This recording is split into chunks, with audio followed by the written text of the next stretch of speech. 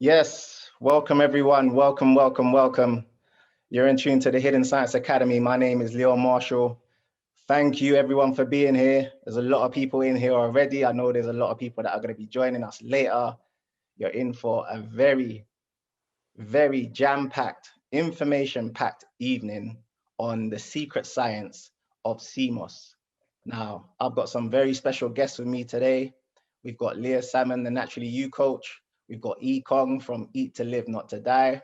And we've also got two people who are suppliers of CMOS, a brother named Chris and Charles from Uncra.com. And Uncra, if you was at the Black Holistic Health webinar, what was that, last Saturday, Uncra, or Charles, he owns Uncra, and Uncra is a black-owned supplement company. And they specialize in moringa and red algae. We're going to be talking about algae a lot tonight, and some other very powerful products. And I'm going to let him talk about that in a bit. So Charles is going to be up first. But before we get into the science of CMOS, everyone, before we start talking about the science of CMOS, I'm going to go through what we've got coming up. So if this is your first time at a Hidden Science Academy event, a Hidden Science Academy webinar, let me just show you what we've got coming up. Yeah. So I'm just going to share my screen and tell you what we've got coming up. Let me see. Big up everyone that's in the comments. Big up everyone that is going to be joining us a little bit later. And there is going to be a link for Vimeo as well. So people who haven't signed up, who really want to get in, I'm going to be sharing the link to Vimeo as well. All right, so here's what we got coming up. So for those that don't know, my name is Leo Marshall. I run the Hidden Science Academy with my sister, Fanika Marshall. This is her here. Fanika Marshall is a best-selling author. She's actually got 2 books on Amazon. This is one of them, Black British History, Black Influences on British Culture. Very, very powerful book. But she's got a second book on Amazon as well. I'll allow her to tell you about that later if she wants to. But 2 books on Amazon. So she's a best-selling author. And myself and Vanika, we run the Hidden Science Academy. And we put on courses, events, webinars, lectures, teaching the community about things that we think are important for us to know. And if you haven't already, you can follow us on Instagram at the Hidden Science Academy. Some of our previous events, even some of our previous webinars. Yeah. So a lot of stuff that you guys can check out. Follow us on social media. Me, myself, I'm on Instagram. So if you want to come and follow me, that's at The Scientist Online. At The Scientist Online. They call me The Scientist because of how well I break down science in a very simplified way. So if you want to follow me on Instagram, it's at The Scientist Online. Now, here's what we got coming up.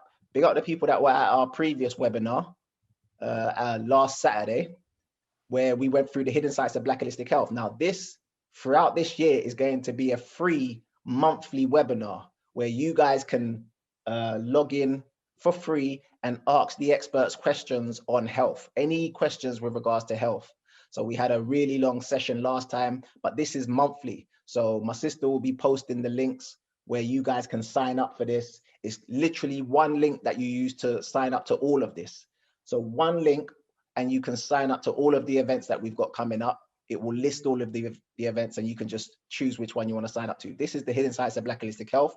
The next webinar will be next month. It's going to be on the 16th of each month. We're going to be running this for free. And you guys can ask all of your Black Holistic Health questions, anything that you're confused about with regards to health. Every month, we're going to have different guests. Next month, we're going to have Dr. Mark Walcott. So we're going to have very powerful guests every single time. Yeah, so don't miss out on that. Tonight, we're going to be talking about the secret science of CMOS. People, get your questions ready. I'm going to go through the format in a bit, but make sure you've got your questions. I know loads of people have got questions for tonight. I know for a fact because my Instagram, my WhatsApp was popping this week when people were just asking me questions after questions after questions. I was like, make sure you register for this webinar. We're going to be answering all of those questions. So people, get your questions ready. This is our next one. This is on January the 30th, Black Solutions. If you ever wanted to know more about, your rights in this country, in the UK, with regards to law, whatever it is, with regards to, what's going to be happening this year, things that are changing, you know what I'm saying, our rights with regards to things that are changing this year, with regards to COVID and that sort of stuff. Some people just want to know the law. Some people want to know common law. Some people just have questions with regards to what we as individuals can and can't do. What are they going to stop us from doing?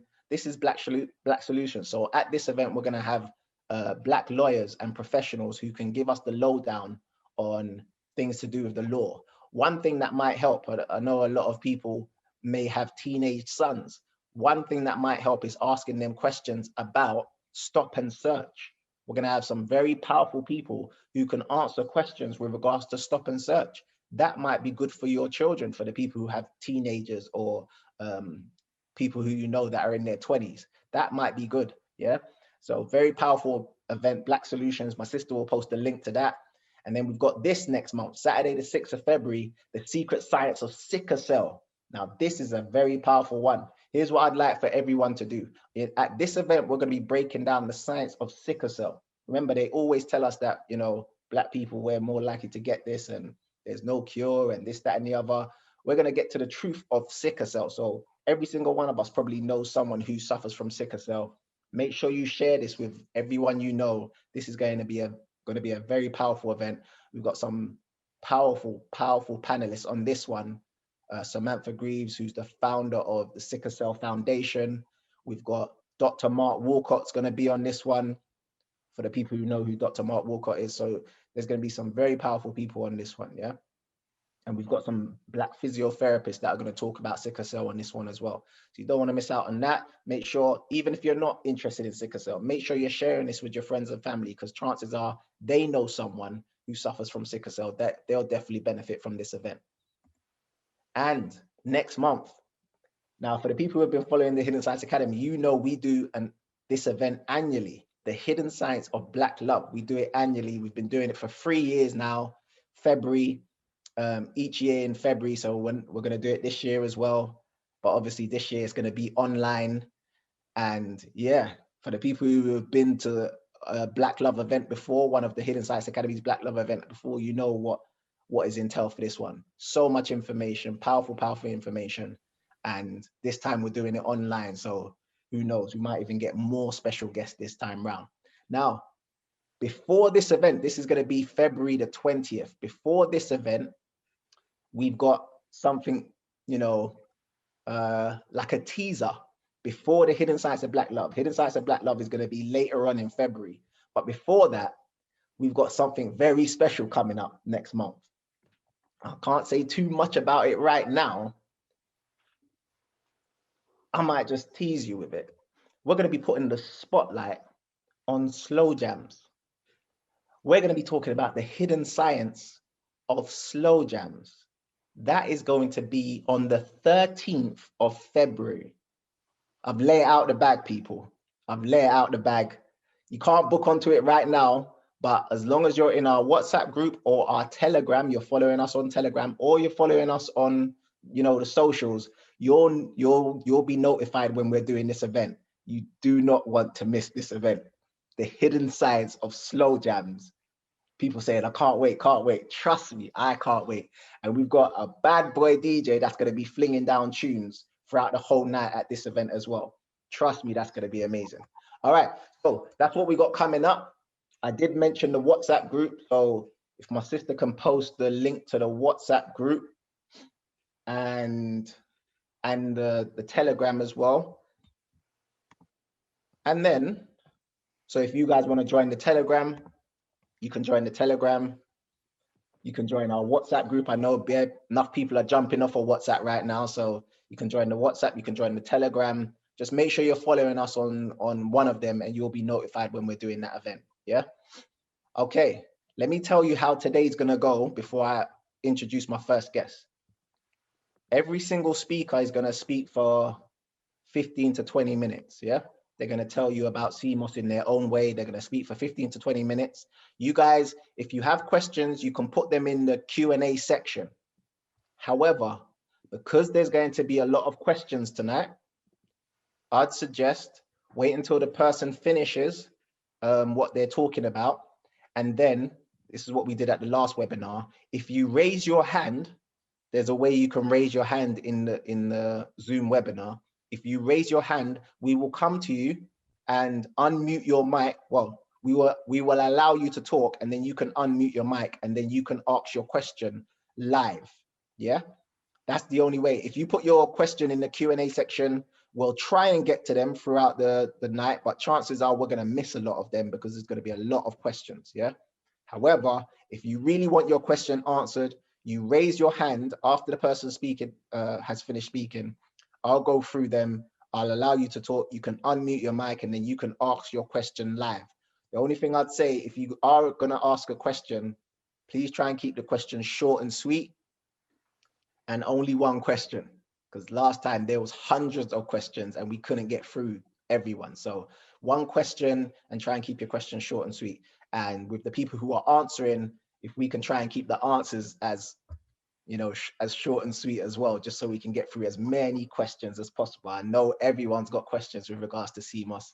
A lot of people, you know, are confused with regards to CMOS. So I'm hoping that we can, you know, clear all the clarity or clear all the confusion today and have a lot of clarity with regards to CMOS.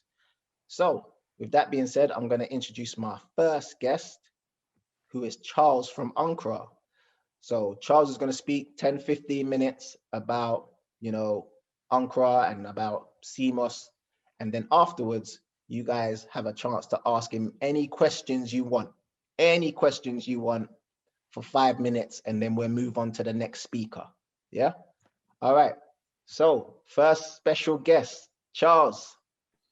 Yes, greetings, my brother. How are you, bro? I'm good. And how are you? I can see you're looking healthy and well. Thank you. Thank you. So we're looking forward to hearing what you got to say.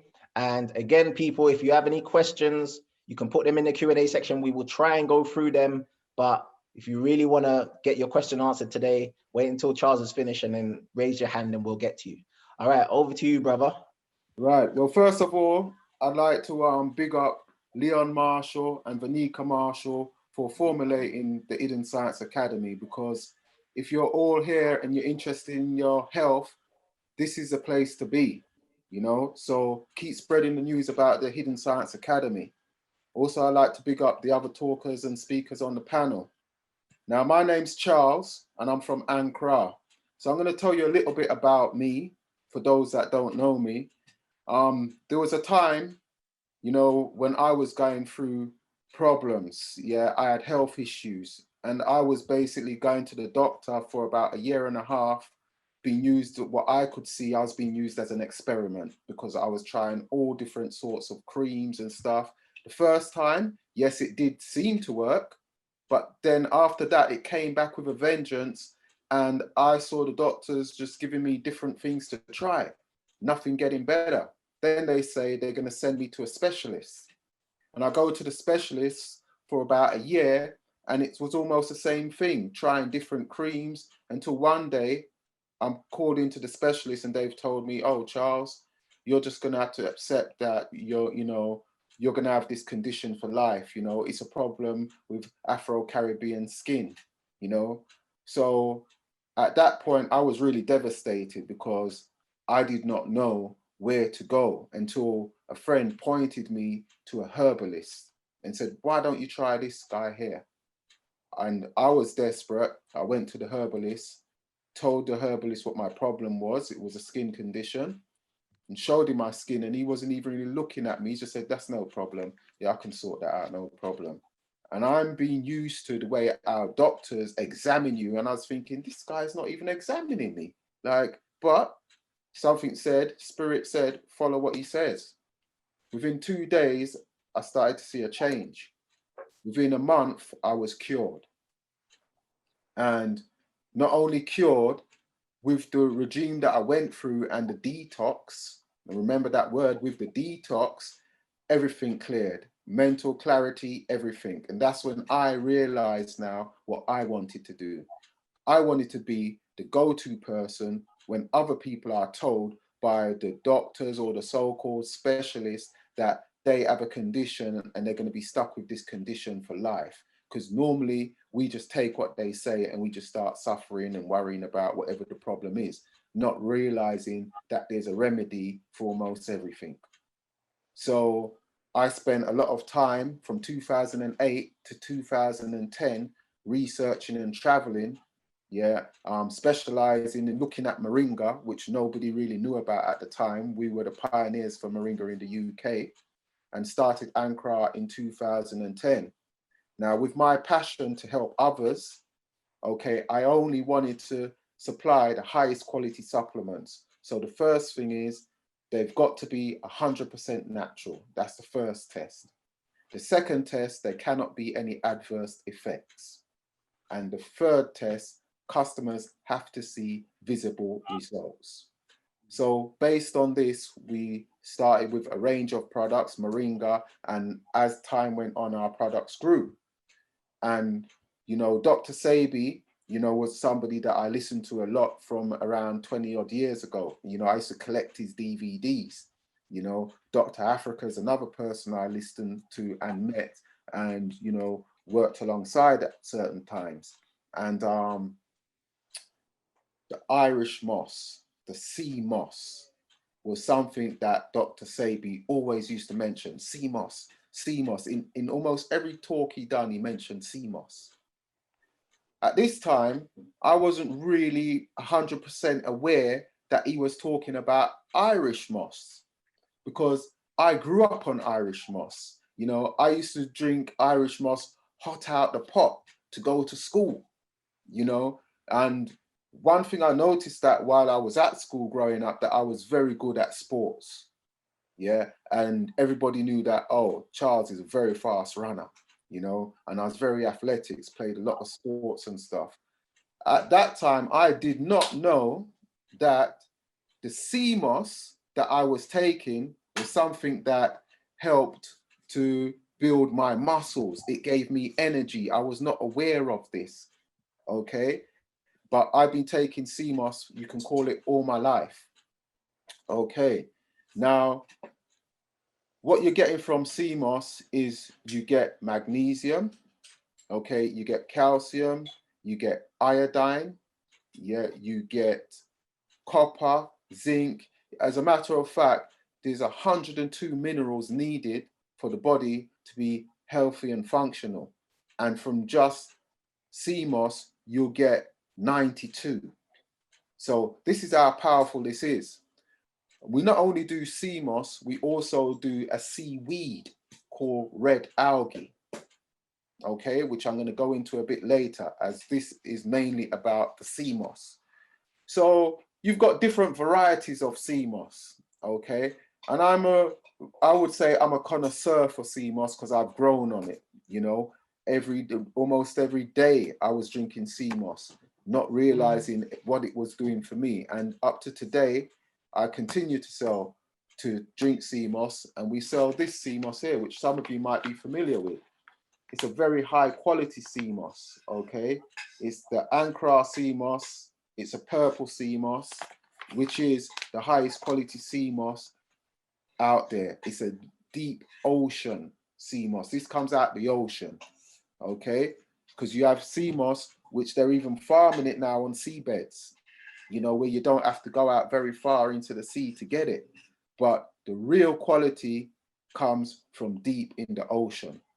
Okay, so the purple sea moss, for you that's never seen the purple sea moss, this is it here. Yeah, purple sea moss. Okay, it's rare. It's not something that you'll see every day.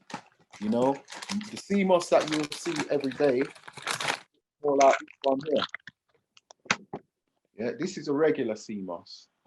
Okay, which is still good. Okay, it's very regular. Okay, it's a good sea moss, but the purple sea moss is a higher quality sea moss, and I'm going to explain why in a bit. Okay, now, me being a connoisseur, not only is there just purple sea moss, there's this type of purple sea moss here. Okay, now this is a lot darker, and it's different. It's more looks more like a flower. Yeah, it's different from the purple sea moss I showed you at first, okay? And it's very powerful. Now, with this sea moss, when you're making it, yeah, you can tell the strength of it because you can literally smell the ocean as you're boiling it, if you boil your sea moss, because there's different ways that you can make the sea moss, which I'll go into later. Okay, now, so there are different levels of sea moss and there are different qualities. And I go for Ankara supplies the purple sea moss because the other sea moss, which I showed you with the elastic color, that's available almost everywhere where they sell sea moss. The purple one is not so common, okay? And it is richer, and you can tell by when you're just boiling the purple sea moss or even put it to soak, you can smell the sea, you can smell the ocean. It's that strong. So 5 minutes, brother, 5 minutes. it's nutrient dense, okay? We've also got the red algae, which is a seaweed, because a lot of customers out there might not like the taste of sea moss or what we call Irish moss, okay? We also have it in a gel form, yeah? This is what I've boiled, yeah? And you can see here, it's a gel. Yeah, it's quite solid. And you can, once you've boiled your Irish moss and it turns into a gel, you can fridge it and it stays in the fridge for quite a long time. Okay, but for those of you that don't like the taste of Irish moss or so, I recommend you get this, which is the red algae. Okay, they both contain iodine. And iodine is very important in these times with what's going on with the 5Gs and the radiation, because the iodine helps the body to reject radiation. It also helps to take care of the thyroid. Okay, so you'll get energy from the purple sea moss. Okay, and it's a nutrient that I recommend that we should all be taking because it also helps to build the immune system, which is another key factor with what's going on in the world today. Yeah, with all these lockdowns, you know, it's no point worrying. Stay at home and build your immune and exercise when you can, because the Irish moss or the sea moss, it will give you that energy where you want to do something and you'll exercise. And for all the men listening, okay, it has a libido effect on men for sure. So for the men listening, you should definitely be taking Irish moss or sea moss. And you can find the purple sea moss at www.ankara.com. I did put it in the chat, so if you scroll in the chat, you'll be able to see where you can find our website, okay, and you can purchase your purple sea moss, which is a very high quality sea moss from there. But it is definitely beneficial for your health. And I can tell you that as someone who's been taking sea moss for as long as I can remember, you know, so I'm sure there's going to be a lot more information coming later on, yeah, about the sea moss, you know, and I'm here also to answer any questions anyone may want to ask about the sea moss. As I said, I've grown up on this, so I'm very, very much familiar with sea moss. Thank you, brother. We're going to go straight to the questions, waste no time. So, Pauline, you had your hand up. Pauline Williams, can you speak? If you can unmute your mic. Pauline Williams. Pauline? Hello. Hello. Hi. Hi, greetings. Greetings. Did I have a question? No, I didn't have any questions. Sorry, I must have just raised my hand. No worries, no worries. All right, going on to the next person, Hugh. Hugh Alwood. Hugh, can you unmute your mic and ask your question? I'm sorry, I didn't mean to raise my hand. My apologies. Okay, all right. Hopefully this one has a question. Reese, can you unmute your mic and ask your question? Reese.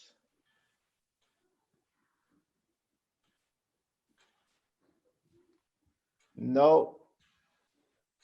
Okay. Emma, did you have a question?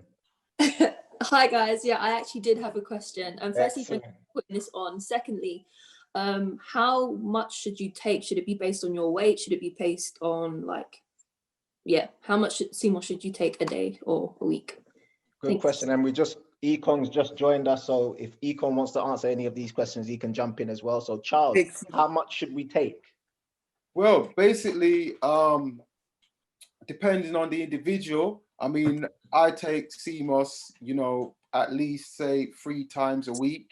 You know, if I'm doing any training, I definitely take CMOS that morning, okay, because I find it gives energy.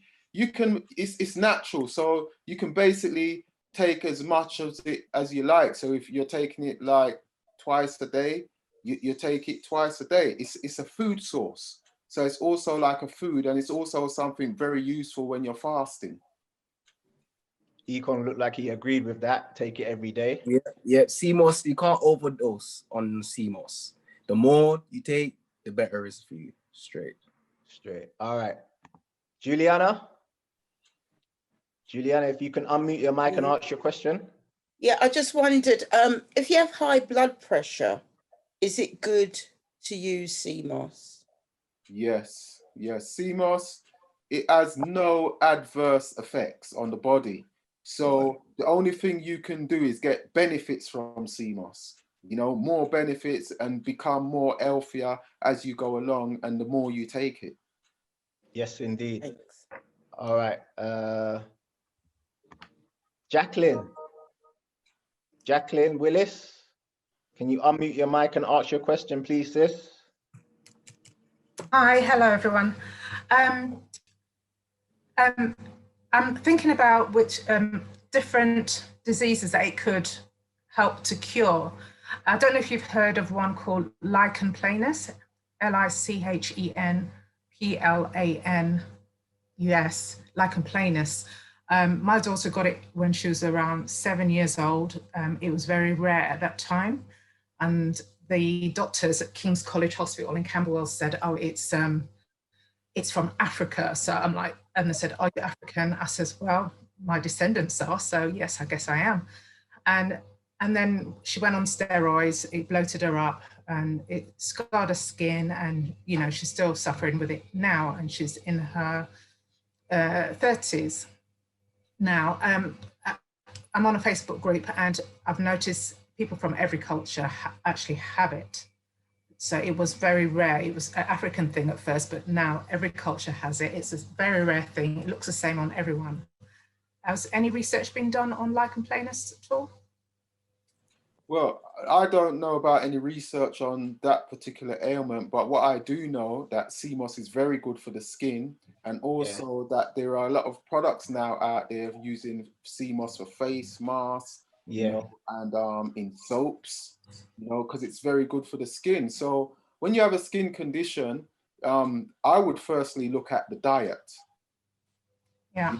What are you eating, that consuming, that may cause these problems? Because as I said earlier, I got into natural nutrition and health because I went through a very serious skin issue, and I was also told by the doctors and the so-called specialists that this is a problem with Afro-Caribbean skin. Now, I've proved that very much wrong, because at that time I thought I was eating healthy because I would only eat like chicken and fish and regular West Indian diet, you know. Yeah. So I thought I was eating healthy at that time. Only to in the long run, I learned that it had a lot to do with what I was eating, and this is why I detoxed, okay, for about 30 days and got rid of my issue, and I've never seen it back again. All right, thank you very much. Let's move. Right, thank you. We're gonna allow 2 more people to ask questions, then we're gonna move on to Econ. So Econ's got a lot to say, so 2 more questions. So Abena, can you unmute your mic and ask your question, Abena? Hi, can you hear me? Yes, we can. Hello, hi. I have 2 questions. Firstly, how do you prepare CMOS? And secondly, once it's prepared, how do you store it, and how long for? Great questions, great questions, but Leah's gonna cover that. Leah's actually going to show you. She's actually Okay. going to show you. So Leah's up after Ekong. So that's definitely going to be covered. So thank you, sis. Let's Okay, move thank you. on. Last person before. All right, let's see if we can squeeze in 2 more. Sandra, can you unmute your mic? Hi, can you hear me? Yes, we can. Okay, yes. My question was, what is the best way? Is it better to soak it and just blend it and consume it that way? Or is it better to boil it for a few minutes? Or is it best to boil it for an hour? Because I know back in the day, our elders would boil it for about an hour because they used to say you've got to boil out stuff and whatnot. So just wanted to know what you thought. Okay. Well, as I said, growing up, I used to drink Irish moss hot out the pot like a tea. It was just like a thick, gluey kind of tea. But as getting more into how to get the best out of it, you know, they say if you boil it too much, you could be boiling out the minerals and the nutrients. So some people just soak it, yeah, and blend it up once it's soaked. Some people do boil it and, you know, get it to set until it becomes a gel form like the one I've showed here. Okay. Yeah. So, you know, so it's you know, it's what way you prefer. You know, maybe you just try both ways and see which way works best for you. But yeah, I've tried both ways, but I find that it's better when I just, as it comes to the boil, is when I switch it off and I leave it, and I find that way. But I just wanted to know if I was actually boiling out the nutrients, because everyone says different things. Okay.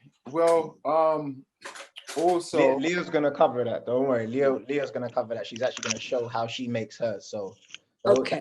will definitely be answered. All right. Okay. Thank you. Thank you, sis. One last one before we move on to Ekong. Sade, don't know if I'm saying your name right. Sade, if you want to unmute your mic and ask your question. You are saying my name correctly. Good evening. This question is addressed to Charles. I think you've kind of touched on it, because you said you grew up on the sea moss and you had it almost daily. Yeah. And then later on in life, you had the skin issue, the serious skin issues you referred to. Just curious, given that you were on a diet of sea moss from childhood, how was that possible, given all the benefits of the sea moss? That was because of the bun and cheese that I used to crave, the chicken, okay, the fish. It was my diet that was wrong. Okay, so the sea moss wasn't enough, yeah, to rectify, because you can't be eating rubbish and then be taking something good and expecting to be getting the health benefits, because it's like you're going around in a circle. You're putting rubbish into your body, and then you're putting something healthy on top of the rubbish, which is why it was important to detox, to get the rubbish out of the system and then start putting in the good food. You know, so there was no detox, yeah, and I was just eating what I thought was a healthy diet, dairy stuff, you know, meat, you know, like I was mainly on chicken and fish. Every now and then I might have a bit of oxtail, you know, or something like that, but it was a bad diet. Yeah. So the sea moss wasn't enough with the bad diet. All right, everyone, thank you very much. We've got loads of questions and we're going to try and get through to everyone. So we're going to move on now to our next special guest. Thank you very much, Charles.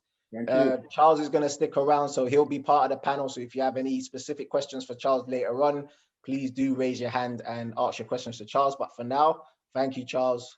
We'll speak to you in a bit. All right, stepping up, stepping inside, we have Ekong from Eat to Live, Not to Die. Greetings, brother.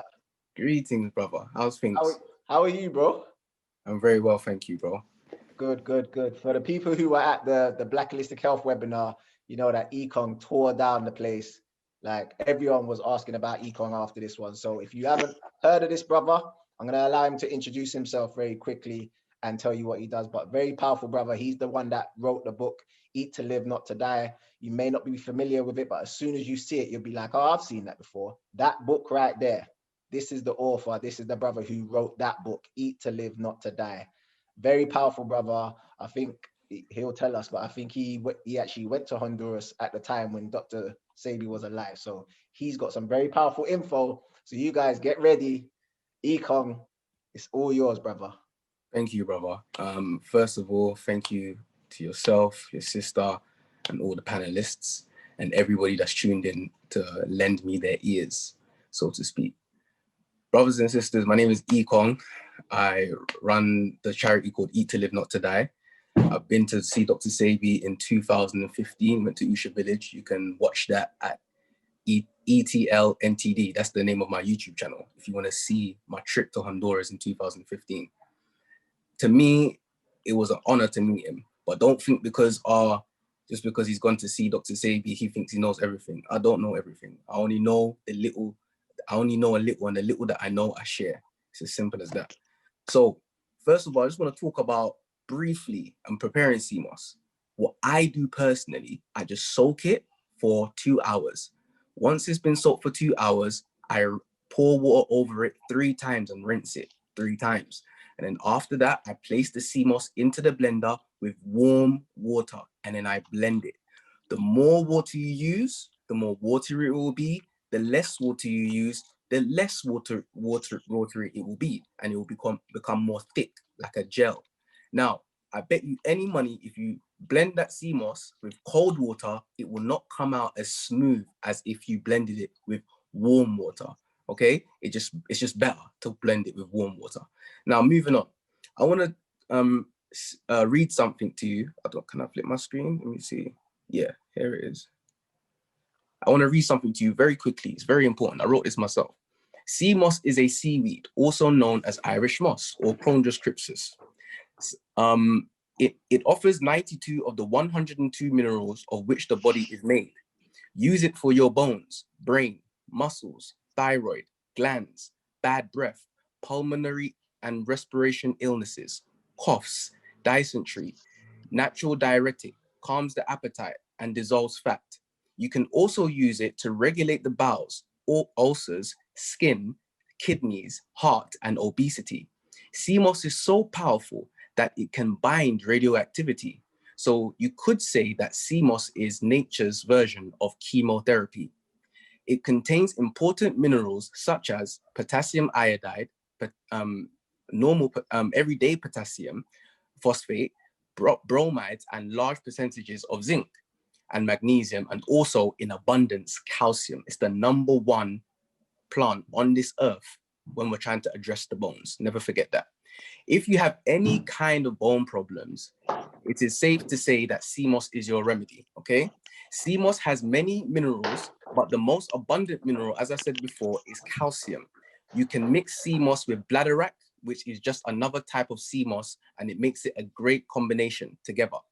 Drink as much as you like every day, and try to use dates or 100% agave syrup to sweeten the taste, okay? Now, even though sea moss strengthens the body and the muscles, it doesn't fire it up with energy. Iron is the spark plug of the human body, and it is the only mineral on the planet that is magnetic. Being that the iron is magnetic, it has a tendency to pull other minerals to it. So when you are taking iron, you are taking all minerals at a proportionate balance. Remember, iron is expressed on 2 levels, as a rock and as a plant. Thank you for listening to that. So some other good facts about sea moss. Sea moss comes from the sea, and it's not a coincidence. Listen to this. Sea moss, seamen. Sea moss, seamen. Very good for this, very good for the semen of the man, very good for the fluids of the woman also. And it has that semen texture, doesn't it? Very slimy, very slippery. It's not a coincidence. Don't let that go over your head. Now, sea moss is created by Mother Nature. I didn't make sea moss. So it comes from the primordial waters, and we all know what that is. The primordial waters is basically what many scientists agree that filled the entire universe. So we all came from water. So it makes sense to consume something that contains 92 minerals and you find it in the ocean. Another fact, you can use sea moss to actually grow your hair. When you make the gel, place it in your hair, wrap your hair with something that won't allow oxygen to be released, and allow the sea moss to go into the pores. The biggest pores on your body, my brothers and sisters, is on your head. So allow that sea moss to go into your brain, hit your pineal gland, hit your cerebral cortex, go to the different areas of the body where it needs to do its work. Because at the end of the day, once you consume sea moss, once you consume anything, chicken and chips, sea moss, Haribos, once you swallow it, game over. The body does what it does. There's nothing you can do. You have no control. That's the fundamental piece of, so it's subtle information. It's so normal to say, but once you swallow something, your body's gonna do what it's gonna do even 1,000,000 years ago. Human beings 1,000,000 years ago, what was going on in their body when they drank sea moss is the same thing that's gonna happen in our bodies when we drink sea moss, because it's gonna address the entire system, the endocrine system. The endocrine system is every single gland that produces hormones in your body. When you want to have sex, when you come up with the idea, every gland, your pineal gland, pituitary gland, hypothalamus gland, your adrenal glands, your mammary glands, your breasts, your penis has a gland there. Every gland, brothers and sisters, sea moss is going to address that because it's filled with iodine. Iodine comes from the ocean. Do you understand? Bromides come from the ocean. Carbonates come from land, and phosphates also come from land. Those are the 4 elements we need: phosphates, carbonates, iodides, and bromides. Very important. Now, sea moss lasts indefinitely. Some people say, when does sea moss expire? Well, there's no expiry date on your sea moss, brother. Sea moss lasts indefinitely. If you keep it in a dry area, locked tight, sealed, no oxygen going in it, you can use it in year 2075. Very simple. Children can drink sea moss. If you can't breastfeed for whatever reason, please give your children sea moss. It's safe, it's fine. The NHS calls it carrageen. They're trying to, you know these people, man, they take our stuff, isolate stuff and do this, do that, and give it to us in drips and drabs. Sea moss is safe, all right, for your children. You can also mix the sea moss if you want with hemp milk. Very good combination. Also, if the woman is finding it hard to for lactation, she can drink sea moss, and then she'll also develop that breast milk, and then hopefully it will start producing the milk for the child. And the best way to even give a child sea moss, in my honest opinion, is for the mother to drink the sea moss first and just breastfeed the child, because whatever the mother is drinking and eating, that's what the child is going to be drinking and eating. Also, what the mother is listening to, smelling, taste, everything's going to the child. Okay. What else now? Let me try and keep on track. Also, what I wanted to say about sea moss isn't the only sea vegetable. Remember that. There's also bladderwrack, as I said before. There's also wakame, dulse, kelp. There's also arami and hijaki and nori. These are all sea vegetables, very, very high in iodine. And remember what I said, anyone out there that's looking to do chemotherapy or know someone that wants to do chemotherapy, tell them to go on an indefinite sea moss and iron fast. Drink sea moss and iron every day. You know what it's going to do to you? It's going to melt your fibroid. It's going to melt your cancer. It's going to melt the lump in your breast. It's going to melt these things. You don't cut out anything. You don't. You drink things that deacidify the blood. It's as simple as that. African science is very simple. We don't complex things and deal with that complexity that we created. It's very simple. We just have to know. Once you know now, you know forever. Do you understand? But it's just about implementing it. A man can gain knowledge all over the world and not be able to implement the knowledge. So it's very important for you to practice these things that we're telling you, okay? And also, sea moss can be used on your face. Any skin conditions that anybody may have, put the sea moss on your skin. If you're in a hot country, put sea moss all over your body and go and sunbathe. Thank me later. Do you understand? It's very, very serious. Sea moss is so incredible. We undermine it. We don't understand that it's something that we use for millions of years. How long has Black people been on the planet Earth for? No, forget even the planet Earth. How long have we existed? Nobody knows. Over 1 million years, over that. So we used to use these things. We used to know these things, but naturally we have forgotten. And all we're trying to do is remember. The DNA remembers it all. So we just have to be pushed. We just have to be taught. You know, we have to be encouraged. And then we'll get back on track. It's as easy as that. So now, one more thing now. What does real CMOS look like? And where can you get it? Number one, you can get it from eattolivenottoDie.com. That's my website. And I'm also going to show you what my CMOS looks like right now. Let me flip my camera. This is my CMOS. Can you see that? This is what my CMOS looks like. Comes from St. Lucia. All right. It's not the deepest or the best CMOS in the world. It's just good CMOS, brothers and sisters. I don't know who has the best CMOS. Everyone's CMOS has to get tested, and then we'll be able to know. But I just know this is good CMOS, and people are getting very good results from this CMOS here, brothers and sisters. So you can get my CMOS from eattolivenottoDie.com. I'm going to put the website in the comments. I'm also going to put my YouTube channel in the comments. It's just ETLNTD, very easy to know. And wow, this is the first time I actually finished on time. Wicked. Wicked, brother. Wicked, wicked, wicked. There were so many questions. A lot of people asking about your YouTube channel. So if you can post it, I think I posted it, but you'll have to post it again. And where they can get your book. Yeah. And someone saying it's sold out. I don't know what they're talking about. All right. Show your appreciation for Ecom. Let's go straight into the questions. There's so many questions. All right. Show your appreciation for Ecom. Big up. People putting ones in the chat. Let's go to the questions. We don't want to waste no time. So I'm going, remember, for the people who have just, big up all the people putting the ones in the chat. Show your appreciation. Now, for the people who have just joined us, because I know a lot of people have joined us, they wasn't here from the beginning. This is how today's gonna go. Each presenter, each speaker is gonna speak for like 15 minutes, and then we're gonna open the floor up to you guys to ask questions. Now you can use the Q&A section. However, there's gonna be a lot of questions in that Q&A section. We're probably not gonna be able to get to all of them. So what we want you guys to do is call up live. So in this Zoom webinar, if you raise your hand, I can allow you to speak, and then you can ask your question live. Yeah, we had Charles from Ankara earlier. We now have Econ. Econ's ready to answer any questions you have, and I like how he started it. He said, even though I've met Dr. Sebi, yeah, I went to Honduras, I met Dr. Sebi.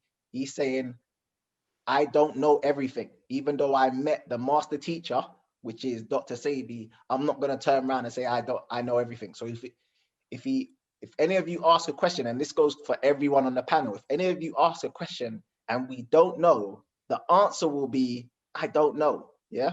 And then it's up to us to do the research, including the person who asked the question. However, I do believe that we'll be able to get everyone's questions answered today. So let's get into the questions. Again, if you raise your hand, we'll get to you.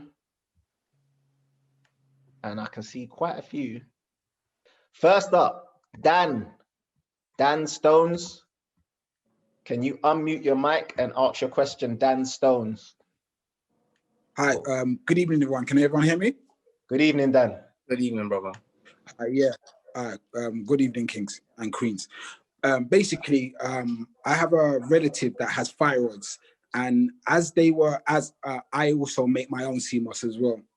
And I was told that people with thyroids usually tend to have problems kind of digesting it. Like, basically, it's like they get allergic to it. Or have you heard anything in regarding of that?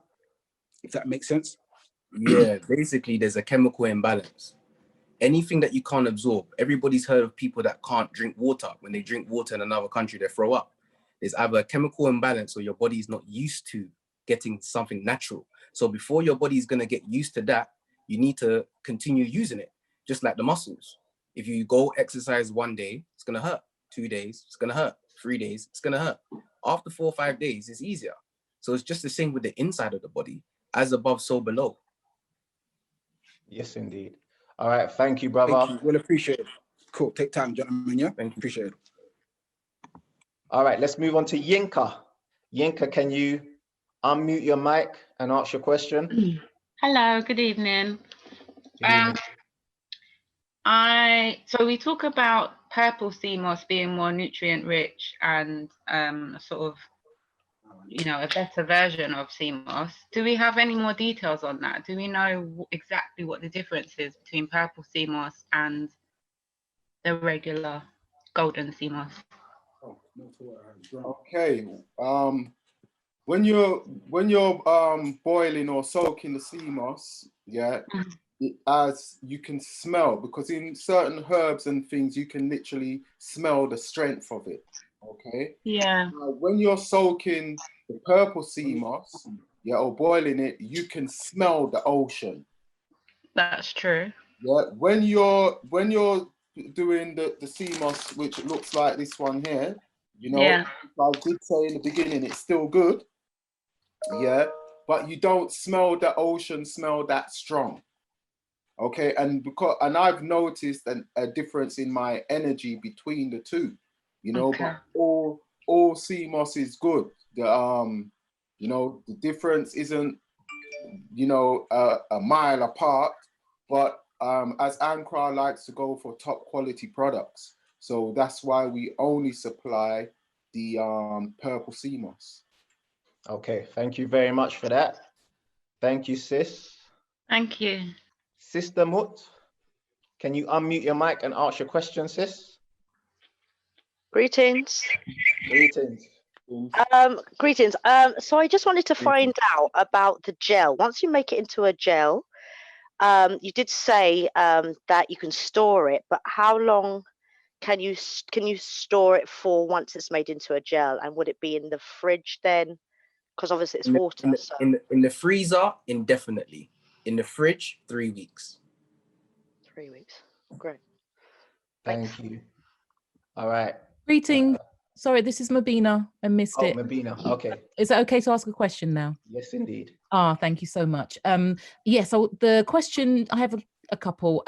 One of them is, I've read on various websites that too much sea moss is not good for you. And I know obviously these are mainly European people who would share that information. So I just wanted to ask the question. Where that information comes from and if there's any validity in it. And the second one is, where can I access a written version of all of the 92 minerals? Does it exist, that particular list?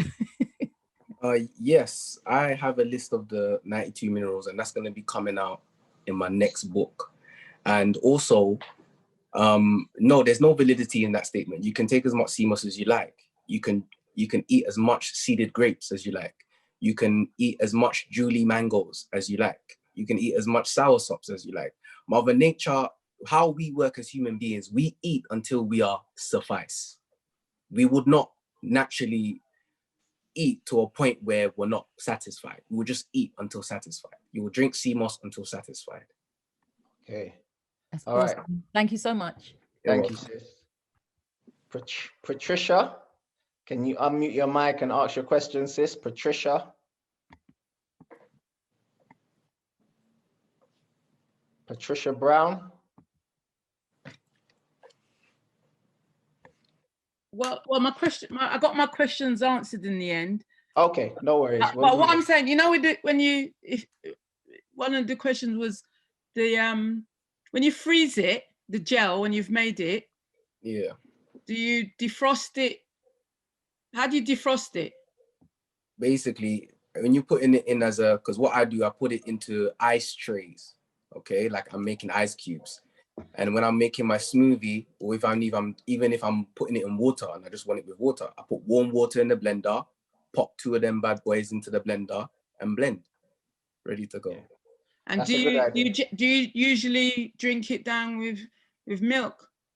No, I just drink it straight like that. If I want to sweeten it, I either add dates or agave syrup. And you know, people who's got problem just with one question, please, because we got a lot of people to get. Just one more thing. You know, if you got a problem with lupus, yes, is that sea moss? Very good for lupus. But with lupus, with people that are suffering from lupus, when you're healing yourself, stay away from everything sweet, organic or inorganic. Just stay away from everything sweet. Okay. Yeah. Thank you, sis. Yeah, thank you. All right, let's move on. Let's try and get in two more. So Eve, if you can unmute your mic and ask your question, please. Eve. Hi, thank you everybody. Thanks for allowing me to ask my question.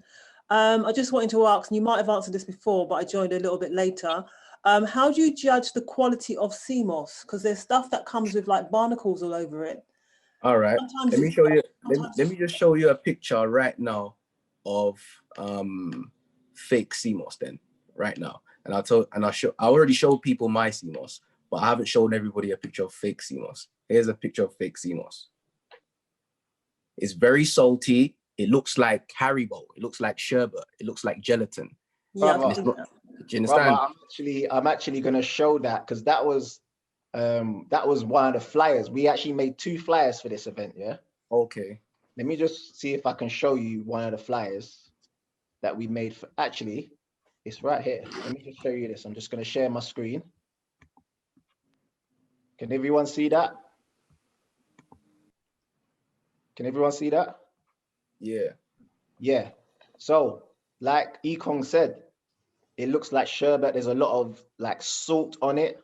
Yeah. And it's very thick. This is the fake sea moss, people. Yeah. When you get it and you shake it and a lot of salt comes off of it, that's the fake one. You know why it's fake? Because it was probably grown in a pool. It was probably grown in a pool, and to keep it growing, they create the waves in the pool, because the sea moss has to grow in moving water. Yeah. And then just to preserve it, they have to put salt all over it. The same way you preserve food by putting salt all over it, they preserve it by putting salt all over it. So that was the fake one. Yeah. Yeah. Yeah, they also are farming sea moss, as I mentioned earlier, in the shallow, very, very shallow waters nowadays. They are farming it there, so because they don't want to go out into the deep. So there is good sea moss and bad sea moss out on the market for sure. Yes, indeed. But for the people who ask what's the real and fake, you'll know it's fake when it kind of looks like sweet, like it's got a lot of salt on it. When you take it and you shake it and a lot of salt comes off of it, that is the fake sea moss. They're trying to preserve it with the salt because it wasn't grown in the sea. There, Ekong showing it again. Look at that. Fake sea moss. That is fake sea moss, people. Yeah, that is fake sea moss. All right, couple more questions. This one.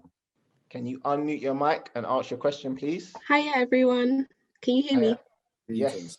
Yeah, hiya. I have a question. So, sea moss apparently has radiation in it, according to the Fukushima disaster. So I was wondering, like, how much radiation is actually in sea moss? And during the time where Dr. Sebi was promoting it, that disaster didn't happen. So does it have an effect now on like how much we should consume? Should we be more like cautious regarding it, or does it not affect it? That's a very, very good question. But we have to understand that the sea moss cleans itself and I say that in this way. The ocean will send all things that are unnatural towards the west, and the best things, or the best herbs, or the best sea vegetables you're gonna find in more the east side. Now, the deeper you go into the ocean as well, the less those radiations will be able to affect those plants because of how deep the ocean is. And like the brother said before, deep sea moss is the best because it's hard for that to affect it, because most of that radiation is floating on the surface of the ocean. It's not dropping into the ocean and contaminating the deep at all. Right, okay, thank you so much. You're welcome. Thank you. All right, let's move on to Diane Taylor. Diane, if you can unmute your mic, we're gonna try and squeeze in 2 more before we move on. Okay, Diane? no, well, I don't know if it's actually been answered, but thank you. It's a wonderful platform. Thank you guys for being on here. My brother was taking a lot of sea moss, and he developed enlarged thyroid gland. I mean, it's visible. So you had to stop taking it, because I'm always concerned when people say you can take as much as you want, but is there any prescribed upper limit for this? Because I think we have to be careful, because not everyone's constitution is a bit different. You know what I mean? Yeah, can I answer that one, please? Yeah. Sister, every human being on this planet, even twins, have different diets. So no one can really say what happened to someone else could happen to another, unless we all have our daily intake of food in front of us when we're speaking. I don't know what he was eating for his thyroid gland to be in that size. You say CMOS, but also I might ask you a question like, what was his breakfast? What was his lunch? What was his dinner? What did he drink other than CMOS? What environment is he in? You know, do you understand? Like, so these are also fundamental and important questions also, because a lot of people, like I said before, when you have a chemical imbalance, just like everybody that understands science, you can't absorb calcium if you don't have magnesium coming with that. And that will hurt you if you absorb calcium and no magnesium is there as well. It will harden in your kidneys. You have kidney stones. So the body, there's a science to it. Once you're lacking one, all others will also lack. When your kidney's not working, your pancreas will have issues. Your adrenal glands will have issues. So we can't really just say, yeah, my brother had this and this happened. What was his diet? What was his lifestyle? What was he eating, drinking, smoking? These are questions we also must ask. And brother, you touched on it. I think Charles touched on it as well. CMOS is not the only seaweed. So yes, we all know that CMOS is good. It's high in iodine, yeah? And high iodine is good for your thyroid, yeah? However, if you believe that it's CMOS that is causing the overactive thyroid, causing the thyroid to swell, then maybe try another seaweed. Maybe try another one, because there are other ones out there. There is, like the brothers have said, there's CMOS, bladderwrack, dulse, kelp. So maybe try another one. But I do agree, especially when it's something natural, when we have some type of reaction to it, we think that the problem is the thing. So for example, if someone has a reaction to a fruit, all of a sudden they think the fruit is poisonous. Like, oh my gosh, I'm allergic to fruits. What's wrong with fruits? No, there's something wrong with you. There's something internally where your body can't take the fruit.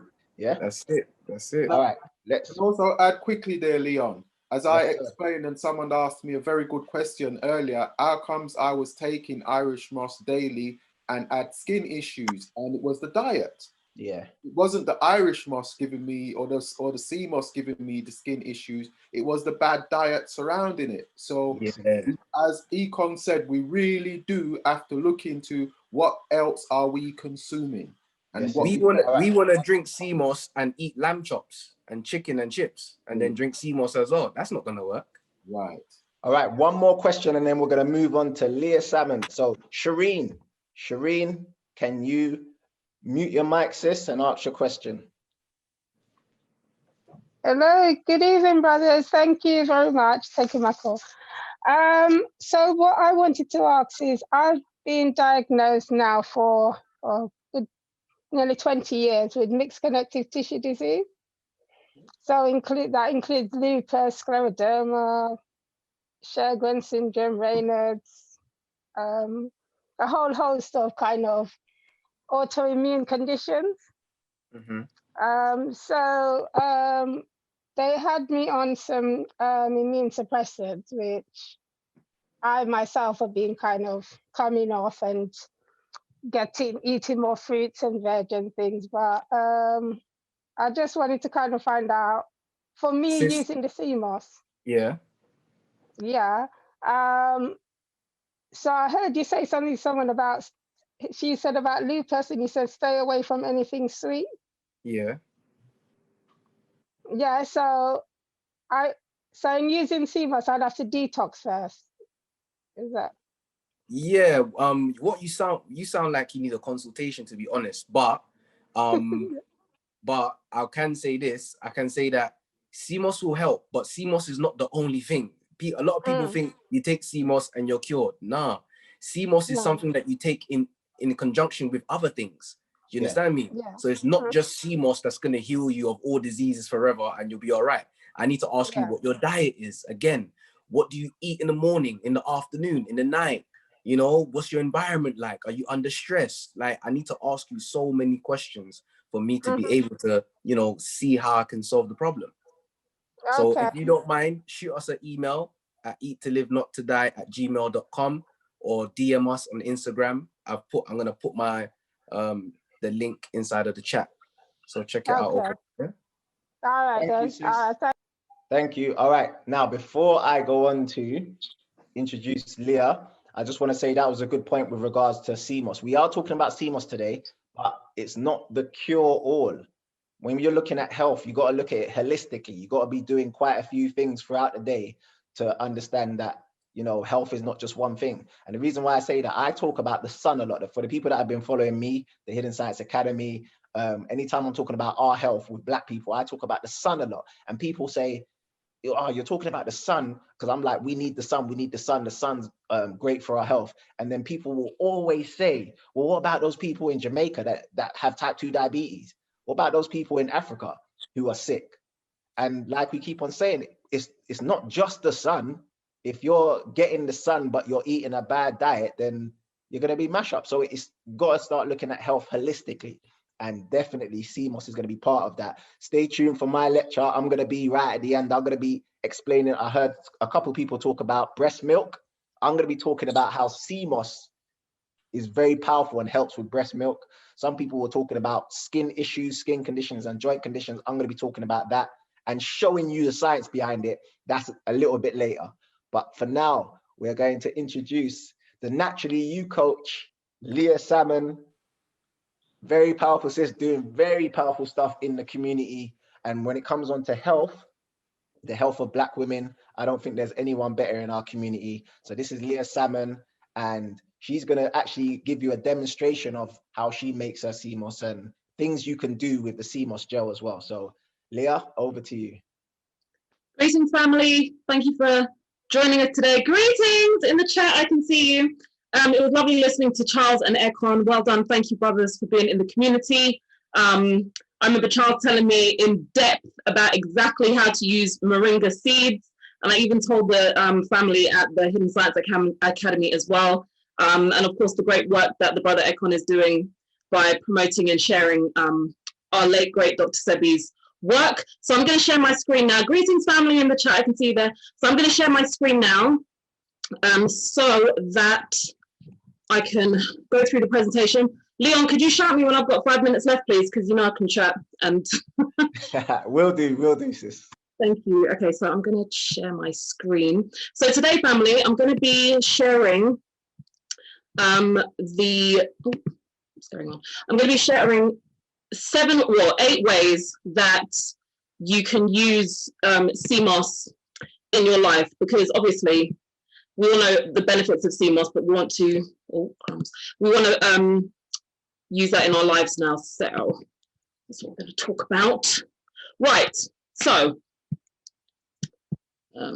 okay, 7 ways to use CMOS gel. I think it's actually 8, but yeah, 8 ways to use CMOS gel. So a bit about me. My name is Leah Salmon, the Naturally You coach. I'm a homeschooling mother of 6 children, 1 angel boy, best-selling author of 6 books, one of which is Leah's Raw Food Feast, and I'll be speaking a bit about this later on.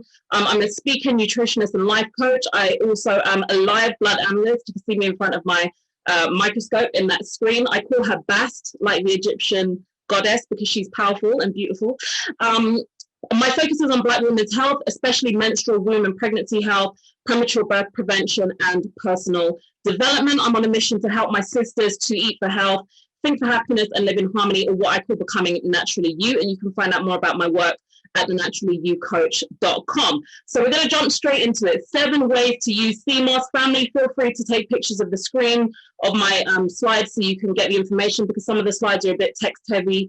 But I'm going to be reading through them and showing you some of the things. So the brothers have already shown you some things, so I'm going to show you some things as well and talk a bit more about them. So firstly, I'm not going to go into all the benefits of CMOS gel because I know that's definitely been covered, and I know Leon's going to go into it in a lot more detail. Towards the end, I am going to be sharing my clinical experience with my clients who I recommend CMOS gel to as well. But this is just a quick explanation. Now I sell CMOS and I sell CMOS gel, and this is the information that I send to clients, as well as some recipes anytime they buy CMOS gel. So basically, the way that I make CMOS gel is to soak the dry moss in plenty of water for 4 to 24 hours, then rinse it 3 to 4 times, like Ekon was saying. Now, when I soak 50 grams, I normally sell my CMOS in 50-gram packets. You should end up with about 2.5, sometimes 3 cups of the actual wet moss. Now again, this is a naturally occurring product, so when you soak one batch of gel of the dry moss, you might end up with 3 cups, and then you soak another and you might end up with 2, because it's just naturally occurring. It depends on that particular batch, that particular harvest of CMOS. But you should end up with roughly 2.5 cups of the wet CMOS. Then you would put that in a pan with about a cup more of water.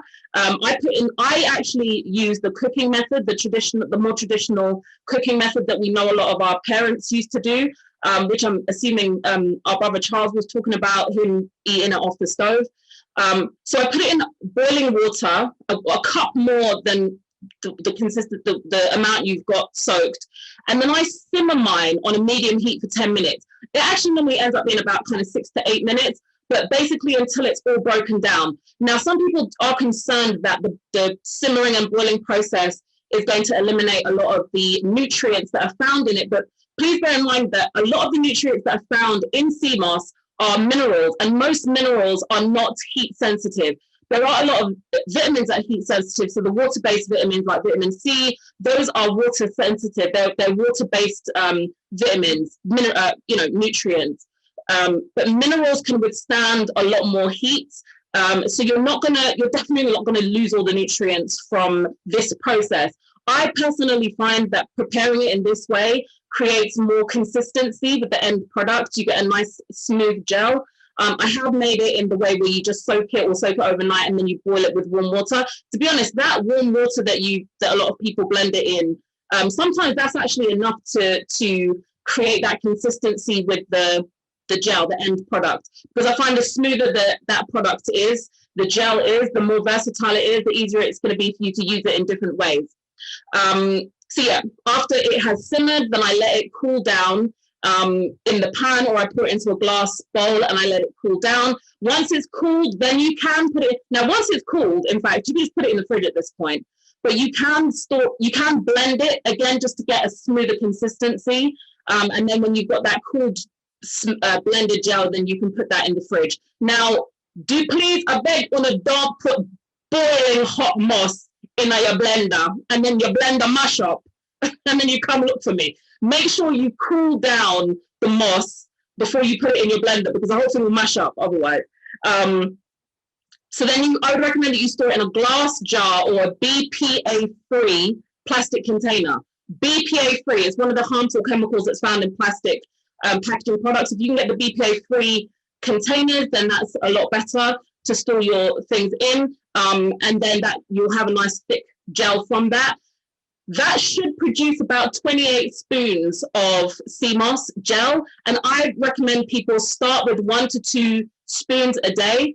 And then you can build up if you want to. And as the brothers are saying, a lot of people say that you just can't overdose on it. I am more inclined to get people to begin to know themselves with this, because when you're looking at, when people say that the only thing they've added is X, and then they've had lots of challenges, it is a good idea to look at X and see, okay, could I be over consuming X in some way, or could X be reacting with something else? Not to say that if you're eating trash, you shouldn't address that, but it has been found that people who do have thyroid challenges and are taking medication. Now, this is the thing, for the brother that asked a question before, the reason why your relative who had the thyroid challenges, or for someone who asked it before, when you have thyroid challenges, you're sometimes given a medication that's got iodine in it. So when you're taking the synthetic iodine and then you're taking large amounts of the natural iodine,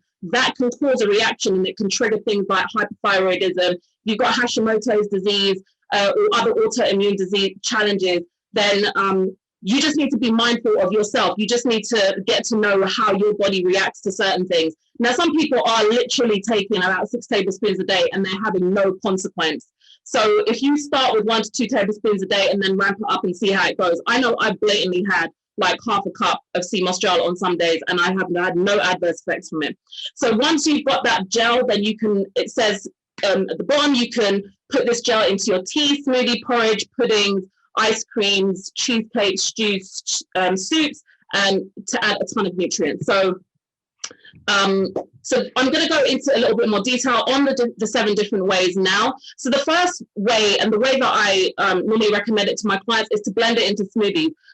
This helps if you don't like slimy consistencies of the actual gel, and if you're already having smoothies, then this is a good way to include the sea moss gel. If you're working with children as well, if you're feeding children that you are concerned they may not like the taste or the consistency of sea moss gel, then putting it into a smoothie with, you know, fruits that taste good, then you'll be completely masking the taste and the consistency. I will also say, I personally don't think a good quality sea, if you've got old sea moss gel, if you've got some old, badly looked after sea moss and you cook it, and it's like, I was on the phone to my client the other day and she was saying her mum was cooking sea moss and it stank the whole place out. From there, you know, say you must dump it in the bin. Put it in the bin and don't try and salvage it. It shouldn't stink up your whole house. It does have a slight smell of the sea, fair enough, but it should not stink out your whole house. That's when you know it's not good. So when you do have a good quality sea moss and you kept it, you've stored it appropriately as well. So again, as far as storing is concerned, I would recommend, and the way that I found works is similar to what the brothers are saying. When you've got the gel, it lasts in the fridge for about 2 weeks, I would say, before I've noticed changes happening with it. And then in the freezer, 3 months. Because I sell the gel, it's like the commercial, what I meant to say commercially, for safety reasons, for the members of the public buying the gel, I would recommend that you use it within about 3 months. Now, you shouldn't really, unless you're buying enough in bulk, you should be able to get through your gel, so it shouldn't have to sit in your freezer for much longer than 3 months. So blending it into smoothies is one way. The other thing you can do is get that gel and combine it into desserts. So creams, so the picture that I have there is of a raw vegan apple crumble, which recipe you can find in my book, Leah's Raw Food Feast, from my website, thenaturallyoucoach.com. So that's apples, raw apples in an apple sauce. And I sometimes put the sea moss gel into that apple sauce. And then the crumble on top is actually walnuts, soaked walnuts, mashed up with some dates. The cream on the side is macadamia nut cream. So the way that you can make a vegan alternative to cream is literally just soaking nuts overnight and then blending them the next day with, changing the water, blending them the next day with some kind of sweetener. You can put soaked dates or honey or maple syrup or something like that. You can put sea moss gel into that cream. So you are eating the sea moss gel in the cream and you will not taste it.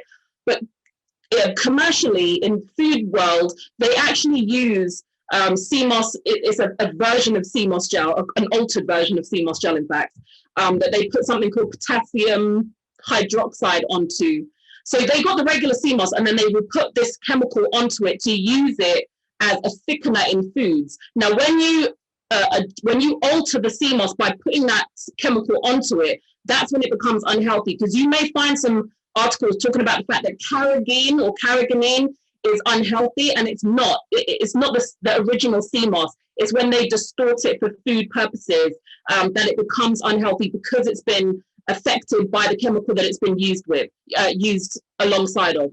So yeah, you can put it into creams, cheesecakes, ice cream. So you're just blending it into other things that you won't basically taste it, but you're still consuming it. You can also stir it into soups, stews, and gravies, because the gel itself, it melts into hot water, and I'm hoping to show you that right now. It melts into hot water really quickly without leaving any residue. So you can easily stir it into your children's soups, or mix it into gravies, or stews, or those kind of ways to get it into your body as well. You can also use it as a vegetable. So my the sister that I work with, who's a loctician and really into natural health and stuff like that, who uses sea moss, she said that she actually soaks her sea moss and then chops it up and stir fries it. So that's, and I've heard since then, I've heard other people use it in that way as well. So there's other seaweeds like hijiki, which is the black one that you can get, which is quite thin. And then again, you soak it the same way you do with sea moss, and it you know, puffs up.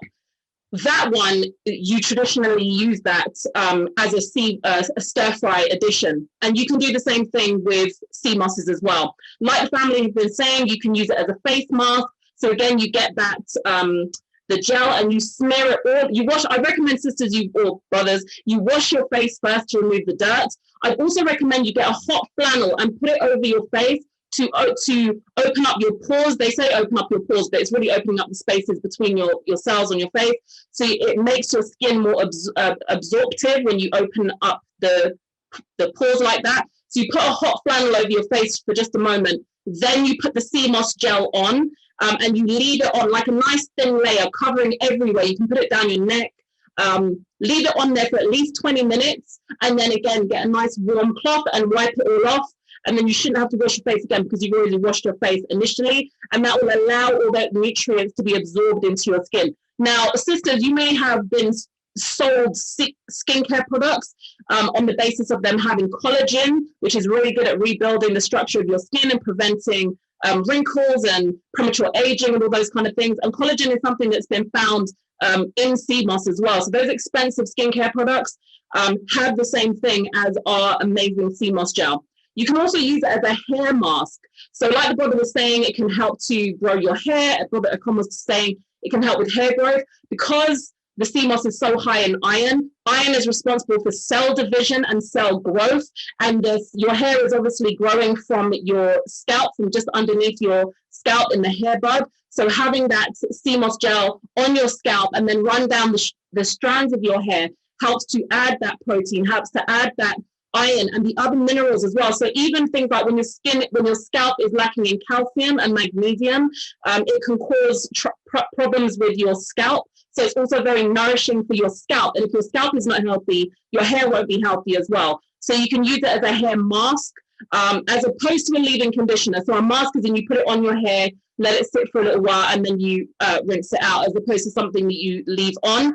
Not to say that you can't leave it on. I just haven't had enough experience or have enough research to confirm that you can leave it on. You can also just have it in tea or hot water. So I'm actually going to see if I can demonstrate this. So this is my, oh, you can't see it. All right, I'm going to demonstrate when I take the, when I stop sharing my screen. But you can mix it into hot water or tea, and that's the way a lot of my clients will use their sea moss. So you just literally mix it into your water, and then you can't taste it. It just makes the water a little bit more thick. And now, this is the way that I think people have the most qualms about doing, but I've seen this have the biggest impact. When I'm working with clients and we've already cleaned up their diet and they're taking natural supplements, drinking more water, exercising more, removing the foods that are challenging, and they've included sea moss, the clients I work with who have their sea moss just in water or just off the spoon tend to get quicker results, as in their nutrient deficiencies stabilize more quickly, their skin looks better, their hair looks better more quickly, their energy improves more quickly, their white blood cell health is improved more quickly, the quality of their blood looks better more quickly when they are taking it just off the spoon. Now, when I started my journey into sea moss, I was like, there's no way, fam, you are getting me. No way on earth are you getting me to eat jelly off a spoon. It's not happening, fam, innit? I don't even like jelly from school days, much less you're getting me to eat sea moss jelly off the spoon. But now, I'm a big girl now, so I do drink it, just stirred into water, and sometimes off the spoon as well. And even for me, I'm really particular about the taste of things, you literally cannot taste it. It will make your mouth feel a bit mucky, but you literally can't, there's not a great taste. If it does taste strong, fam, you just need to get maybe you've misstored it. Maybe it was out of the fridge too long. The fridge ain't working properly and it's gone off. But when it's well made, and the other thing is I soak mine with lime as well. So when I'm soaking mine, I'll cut limes, like half a lime, and squeeze it in and put wash the skin really well and put that all in the water as it's soaking. So the vitamin C and the oils in the skin of the lime, all of those help to deodorize the water and help to kill off any bacteria that's in there as well, and help to alkalize the water. So this is a cheesecake, and again, the recipe in my book, Leah's Raw Food Feast. This is a cheesecake that I make. It's one of the favorite cheesecakes that I make in the house. It's completely raw and vegan, and one of the things that's really helping it to stay firm is sea moss gel. There's about half a cup of sea moss gel blended into it. The main ingredients in this are soaked cashews, coconut oil, coconut milk, and then some dates, and then the sea moss gel and chocolate powder as well. So now you can get pre-made sea moss gel. There's a family that makes a really fancy sea moss gel called seamossforlife.co.uk. So they put turmeric and they put soursop and chlorella and butterfly pea flower powder in their gels. So you can get all those super fancy ones at seamossforlife.co.uk. They're a beautiful family. And then I sell the simple ones, which is just sea moss with water and lime juice. That's it. And there's not actually lime juice poured into it. It's just the lime juice that's added to it during the soaking process. So you can find that at the naturallyoukitchen.com. And if you use the discount code Hidden Science, you can get 15% off your order until tomorrow night, midnight, Thursday, 21st of January. So that's naturallyoukitchen.com to get your sea moss gel. Now, again, how do I know that sea moss gel works? Because I do live blood analysis.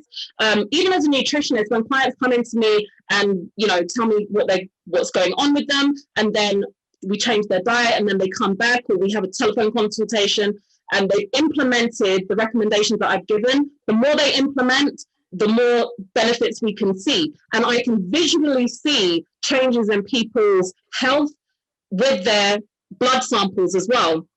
So the pictures at the top is how you would kind of prefer your blood to look: nice and round, clear in the middle, and not too close to other cells. That's a quote unquote healthy picture of blood. But then you can have challenges with your blood. You can have excess unhealthy protein, your digestive system's not working, you can have clotting, you can have sticky blood, you can have digestive challenges where clumps of undigested fat and protein stay in your blood, and we can identify that. And I've literally seen people's lives been turned around by the inclusion of sea moss gel, as well as, like all the brothers have been saying, the sea moss gel is complementary, it's not alternative. Sea moss gel is not alternative. It's not I either eat healthy or I take sea moss gel. No, it's complementary. I'm going to eat healthy and I'm going to add the sea moss gel, and the sea moss gel is going to be that icing on the cake. Because maintaining your health, thank you. Maintaining your health is easier than regaining or trying to repair your health. And it takes more than just one product. Like, none of us on this call are snake oil salesmen. We're not trying to sell you one thing is going to remedy everything. We're all very much promoting that holistic health is where it is. And you can maintain your health by combining the food you're eating every single day with high quality superfoods, most of which our ancestors grew up on, and a lot of us remember either our parents or grandparents talking about regularly. You add those things to the foundation of a healthy diet, and that's where you can get great health. So again, you can find me at thenaturallyoucoach.com. I'm going to unshare my screen for a moment so I can show you some of the things that I've been talking about. So this is the sea moss gel that I have. It comes in a pouch like this. I put mine in pouches so you can freeze it more easily. So when you freeze it, it will freeze like in like 2 or 3 hours. When you want to defrost it, I'd recommend that you take it out of the freezer. Sorry, if you buy your sea moss in a glass jar, again, I beg you don't put the glass jar in the freezer and then the thing smashes and then you lose most of your sea moss. So transfer it into a plastic container. Again, BPA-free preferably. And then you can freeze it in the plastic container. And then unless you've got the glass that you can freeze, some people have got those special glasses you can freeze. To defrost it, put it in the fridge. It's best not to leave it on the counter. Put it in the fridge so the temperature doesn't get too high and bacterial growth happens. defrost it in the fridge and it will defrost overnight. Like I put the frozen one of these in the fridge, and then in the morning it's back to being soft again. So again, these are the sea mosses that I have. So this is the purple sea moss. So we've already seen all these before. And this is the white sea moss or the golden sea moss. Now this amount of purple sea moss, the dry one, makes this amount of, well, makes all this, all of that. Makes so much. Wow. It burns rapidly. So even after you've soaked it, it just, after you've rinsed it, you still need to let it soak for a little while so it can rehydrate, and then it produces all of this lovely, so that's the purple wild crafted one. And then you make the gel, and then the gel, so this is the gel in here, and it's nice and firm. So you can see it in there, nice and firm. It's not going to fall out. Don't fall out. Don't fall out. Don't embarrass me, gel. Okay, so that's the gel. Now, I've got here some hot, hopefully this works, demonstration please work. This is Blue Peter stuff, family. So I'm going to pour some hot water in here. So imagine this is tea, yeah? This is how easy it is to take your sea moss gel. So you've got your tea, and then I'm going to put a spoon of the sea moss gel in it. So I need to see how quickly this thing, hopefully you can see this. So it's going to, I'm going to mash it up, and it's just going to dissolve. And it's not going to leave any big clumps. It's just going to dissolve nicely. And then you're just going to be left with a nice thick. It's not even that thick. That's the thing. It's not even like gloopy and mad thick. It's just slightly, it just a bit. Everyone, if you've got sea moss gel, you need to do me a favor and try this tomorrow. Don't let us have wasted this whole demonstration right now, okay? Because I'm really doing my best Blue Peter demonstration right now. So it's a nice, it's just changed the color slightly, and it's almost completely dissolved. Completely dissolved. And let me, I'm going to pour it into another cup. I'm going to pour it into it so you can see it's not gloopy. It's not gloopy. It's just nice, and you literally cannot tell. And I'm going to drink it, see? The other thing I'm going to do, family, I'm going to eat it off the spoon so you can see. Listen, this is coming from a sister that does not eat things that don't taste good. Sea moss gel, watch, look. Dumb. Simple things. I know Charles and Econ are looking at me like, yeah, it's minor. But there's some people on the call right now that, oh my gosh, I could never do that. Trust me, I was a person that could never eat sea moss gel just like this. Oh, that's it, 2 spoons a day. That's all you need. Iron, calcium, magnesium, or you can get the gel again. Get the gel, sea moss, completely mask the taste by putting it into smoothies, by putting it into, so if you've got juice, you can stir it into your juice, but it will not melt down unless it's in something warm. So if you do want to have it in juices, you would have to put it in a blender, blend the juice and the sea moss together. And then again, it's just going to slightly thicken it, but not much more than that. And that's it. 7 or even 8 ways that you can enjoy the wonders of sea moss gel. Wow, wow, wow. Can everyone show their appreciation for Leah? Put ones in the comments. Show your appreciation for Leah. That was truly amazing. I know there's a lot of questions. Thank you, everyone. Let's see if we can get through to some. All right, so remember, raise your hand and I'll get to you. And please try and keep your questions short and sweet because we've got quite a few people to get through. Leah, if you can just talk a little bit more about the sea moss that you sell. I'll just be back in 1 second. Again, I do sell the dry moss, so I sell the purple moss, the wild crafted one. So again, like the brothers were saying, you've got the ocean farmed one. So this is the ocean farmed one. Now the thing with ocean farmed is, like the brother Charles was saying, the brother that I buy it from St. Lucia says is that they drop tires to the bottom of the ocean with cement in them, and then they tie ropes up from those tires up to the top of the ocean water, and then they run more ropes along the ocean water, and that frame, they use that kind of frame to grow the sea moss on. Like the brother said, some of them are in shallow water, some of them are in quite deep water, but my biggest consideration is that I don't want them to be, I would never buy or recommend someone buys the ones that are grown in swimming pools, because that's when there is no movement of the sea, there is no nutrients from the sun, there's no nutrients from the other elements in the water. that are feeding that sea moss. It's just a sterile pool that they grow these sea moss in, and then they have to put artificial nutrients in the water, in the swimming pool, to grow that sea moss. So whether it's in shallow water or the deeper water, I'm actually okay with ocean farmed, because I know that it's still getting the nutrients from the sun, and it's still getting the nutrients from the movement of the sea water. So that's the one. I've got the ocean farmed golden one, and then I've got the wild crafted. So wild crafted family means that a diver has to dive to the bottom of the water and pull the sea moss out from the seed bed. So it's drawing the nutrients not just from the sun and the movement of the sea, but from the actual seabed, which is why it's more expensive, because they can't control the growth of the wild crafted one. They just have to go down there and see what the ocean's grown.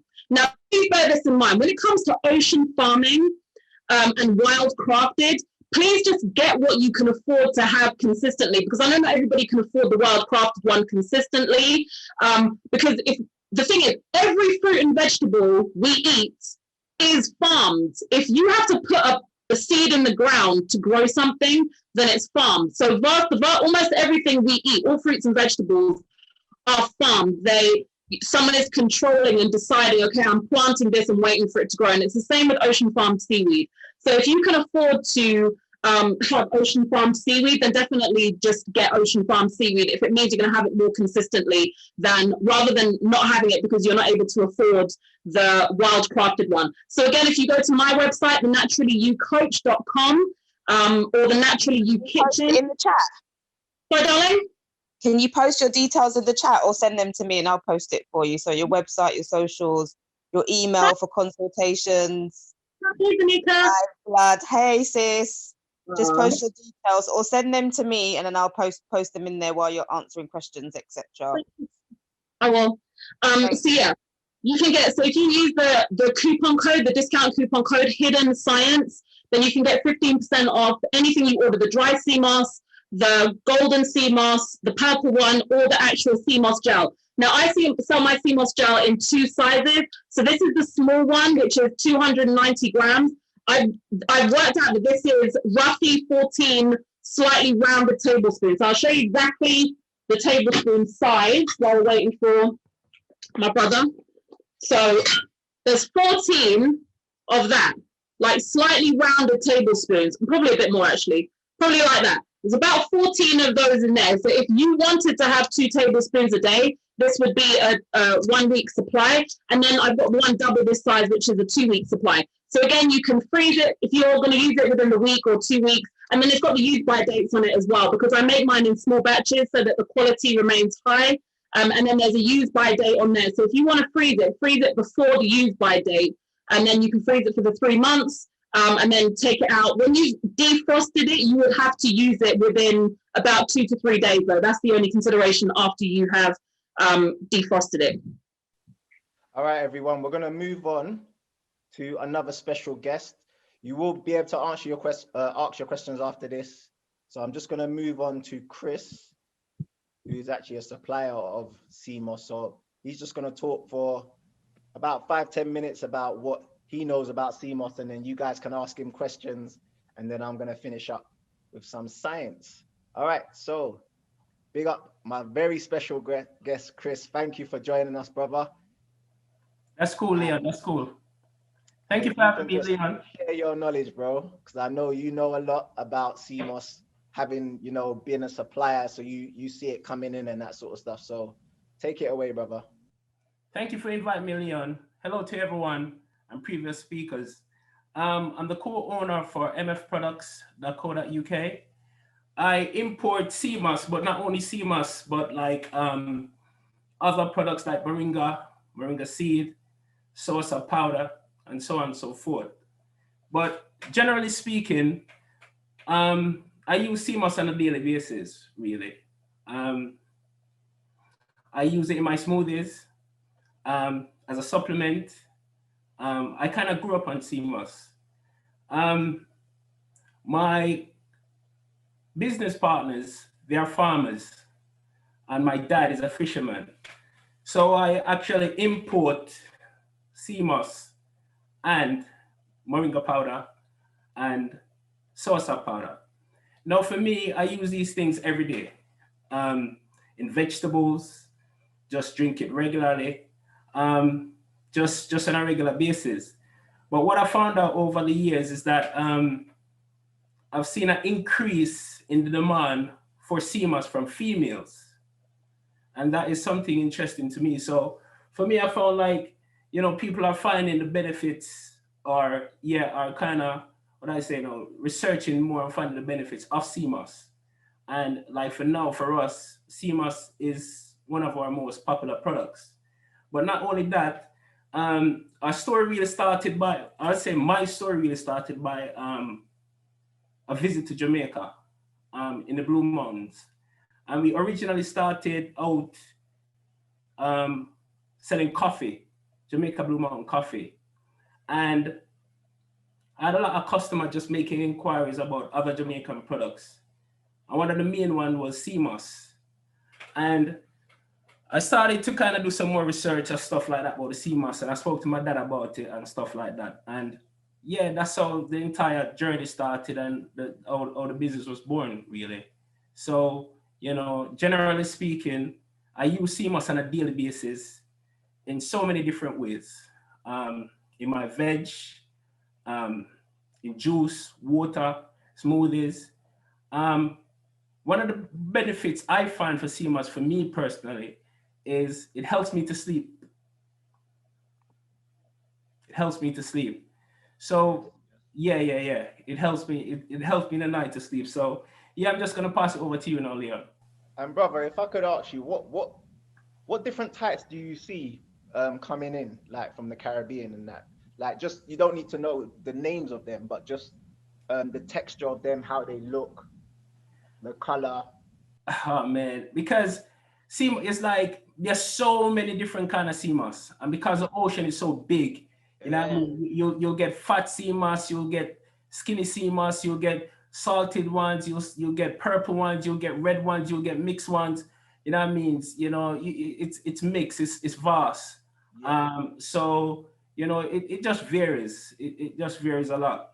Yes, indeed. All right, we're gonna go to some of the questions. Just before we go to some of the questions, like Brother Chris was saying, there's so many different types of CMOS. So many different types of CMOS. However, hold on a second. So there's so many different types. Like he says, the C is massive. So obviously you're gonna have different types of CMOS. However, the two main ones, I'm gonna go over the two main ones. I'm gonna get to the people asking questions, but let me just share my screen. And I'm gonna show you literally live the two main ones that people talk about. So let me know if you can see my screen. Let me go to Google, yeah? The two main ones. Does anyone know the name of the CMOS that Dr. Sebi promoted? Someone put it in the chat. What was the name of the CMOS that Dr. Sebi was promoting? Chondrus Crispus. Thank you, someone. Chondrus Crispus. This is the one that Dr. Sebi promoted. So I'm just going to Chondrus Crispus, go to images, and this is how Chondrus Crispus looks. Can you see that, everyone? Can you see that it looks like a tree? This is after it's you know, been soaked. Kind of looks like a tree, and look, it's a little bit thicker. Now, before it's soaked, it looks very crispy. It looks very crunchy, but after it's soaked, it looks like this, yeah? Now, someone in the chat mentioned Gracilaria.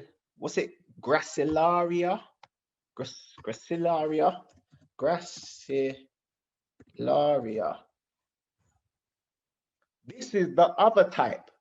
There's loads of types, but I'm just showing you two main types, Gracilaria. This is the thinner type.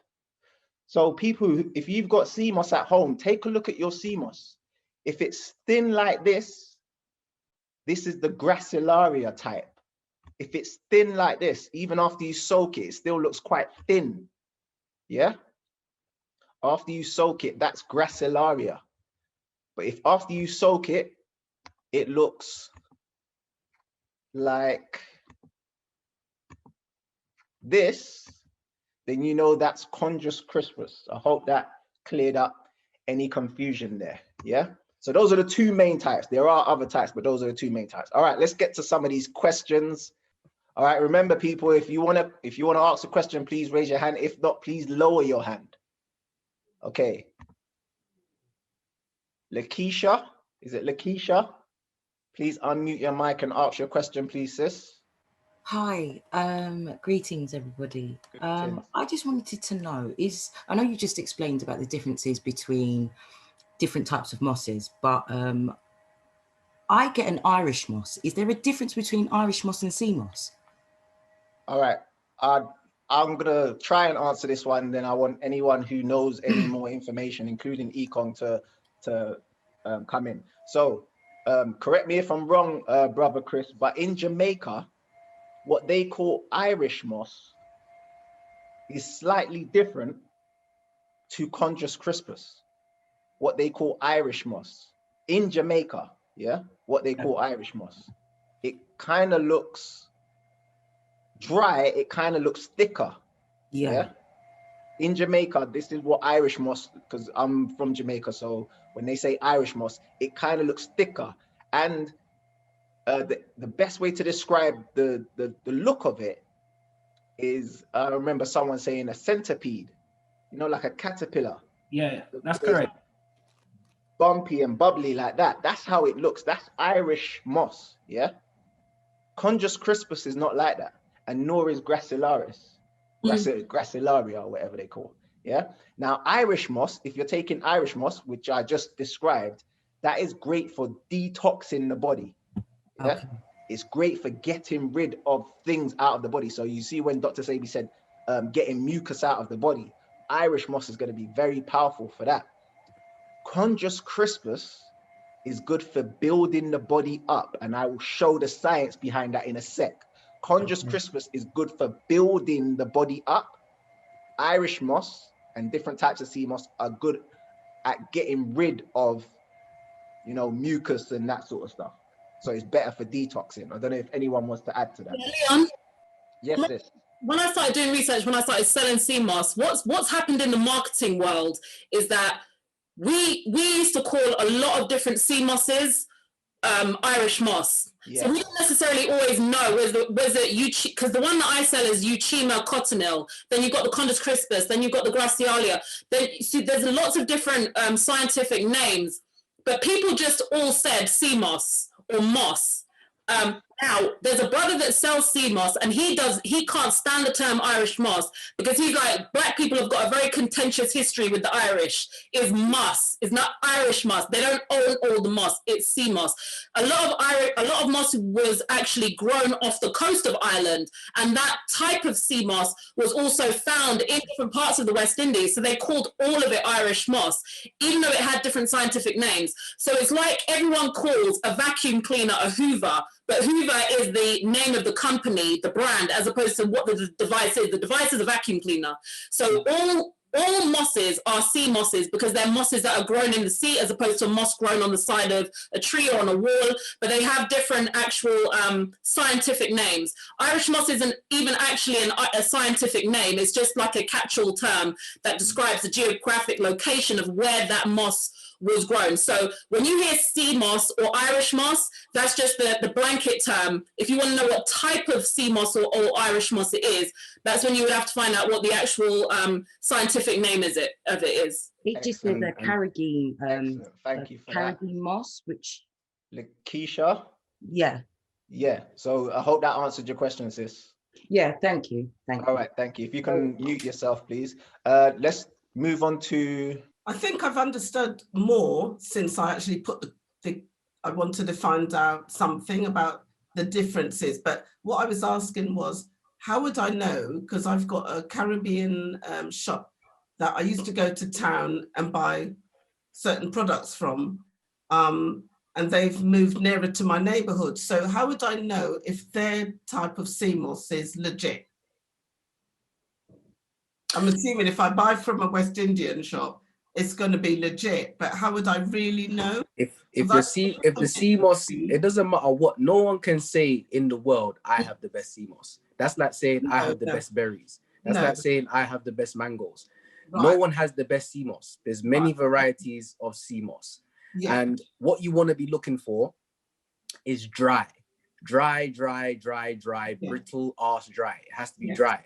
If it's still a little bit wet, you don't want it. You don't want it if it's wet or damp or just or mad salty, crazy thick and salty. That's not what you want. You want dry. You want thin. You want it to be a little bit thin as well, and don't worry too much about, you know, is this one better than this one? Is that one better than that one? All the sea moss is going to help you. I've never bought it. My grandnephew suggested it's a good one to get rid of mucus and this COVID and all the rest of it. So I said to my husband, go to the shop because it's closed, because we're in lockdown.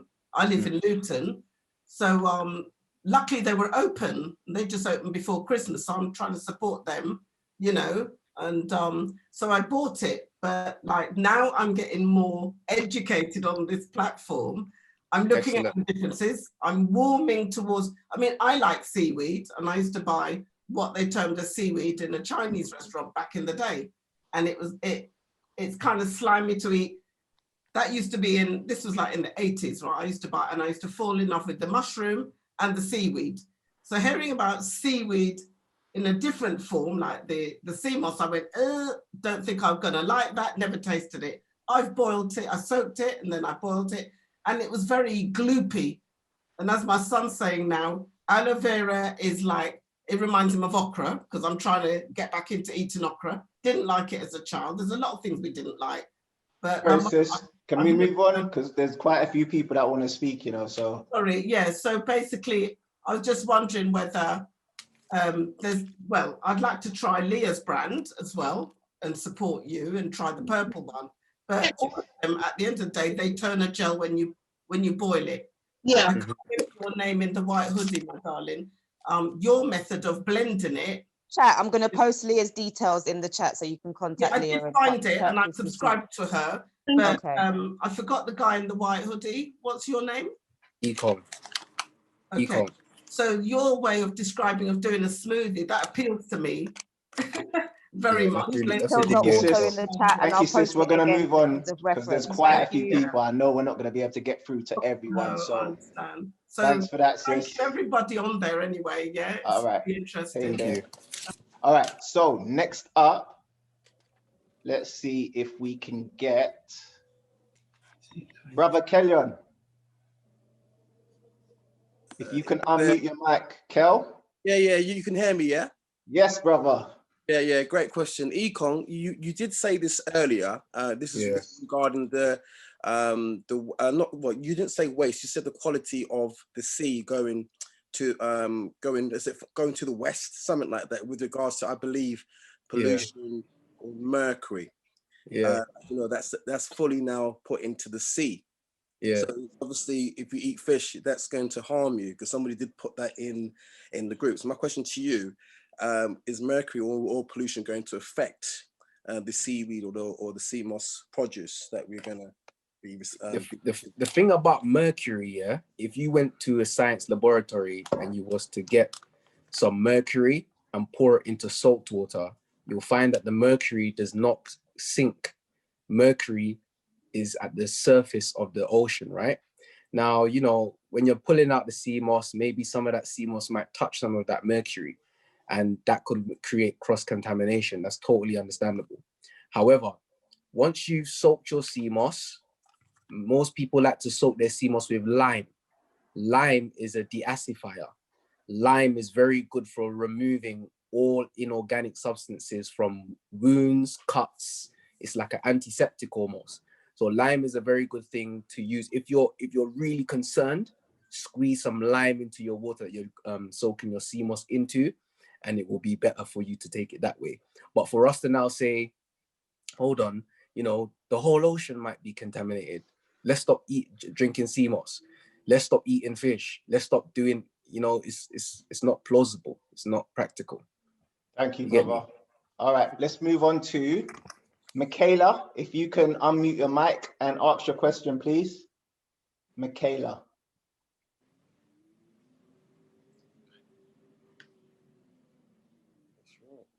Michaela. Sorry, fam, while we're waiting for Michaela to come on, it's also been found that the selenium that's found abundantly in a lot of fish and in sea moss as well, it actually helps to bind to mercury and make it inactive, which is why when they used to say that pregnant women shouldn't eat fish because of the mercury, a lot of pregnant women stopped getting enough healthy fat because they weren't accessing other foods with healthy fat in it. And then it was found that actually most fish is okay because it's got high levels of selenium in it. And so does sea moss. So it kind of counteracts the negative impact of mercury that could contaminate it from the sea. I agree with what she said about the sea moss. All right. Thank you, brother. Zara, can you unmute your mic and ask your question, please? Zara. Hi. Greetings, everyone. Thank you for today. Just wanted to know, does it matter which type of water you use to soak and rinse your sea moss? Good question. Do not soak your sea moss in tap water, please. Just please. A good filter that I use is called the Berkey water filter. Berkey. The Berkey water filter. Filter your water and soak your water into that. If you can't afford the filter and you want to soak your sea moss, go and purchase spring water. If you can't afford to get it in a glass bottle, guess what? You're gonna have to go to plastic. So there's different degrees. You can filter the water and soak it, or you can use bottled water and soak it, or glass bottled water and soak it. But try your best not to use tap water. Tap water it's just, yeah. I'm just sometimes it could bring tears to your eyes to imagine what they're putting into our water right now. It's crazy. All right. Anyone else? We're gonna get to you after my presentation. So thank you, everyone. If you've got questions, you can either put them in the Q&A. There's quite a few in there, or you can raise your hand. We'll try and get to you afterwards. But a lot of people were talking about how it helps your skin. I am now going to show you the science behind how it helps your skin, how it helps your bones, your joints. I think Ekong or Leah talked about carrageenan, which is an extract of sea moss, a type of sea moss. I'm going to go through all of that. Someone talked about breast milk. I'm going to show you how listen. All right, it's time to start now. So, and whoever needs to go, don't worry. The replay of this webinar will be available this week. As long as you're following us on our social medias, my sister's going to post the social medias.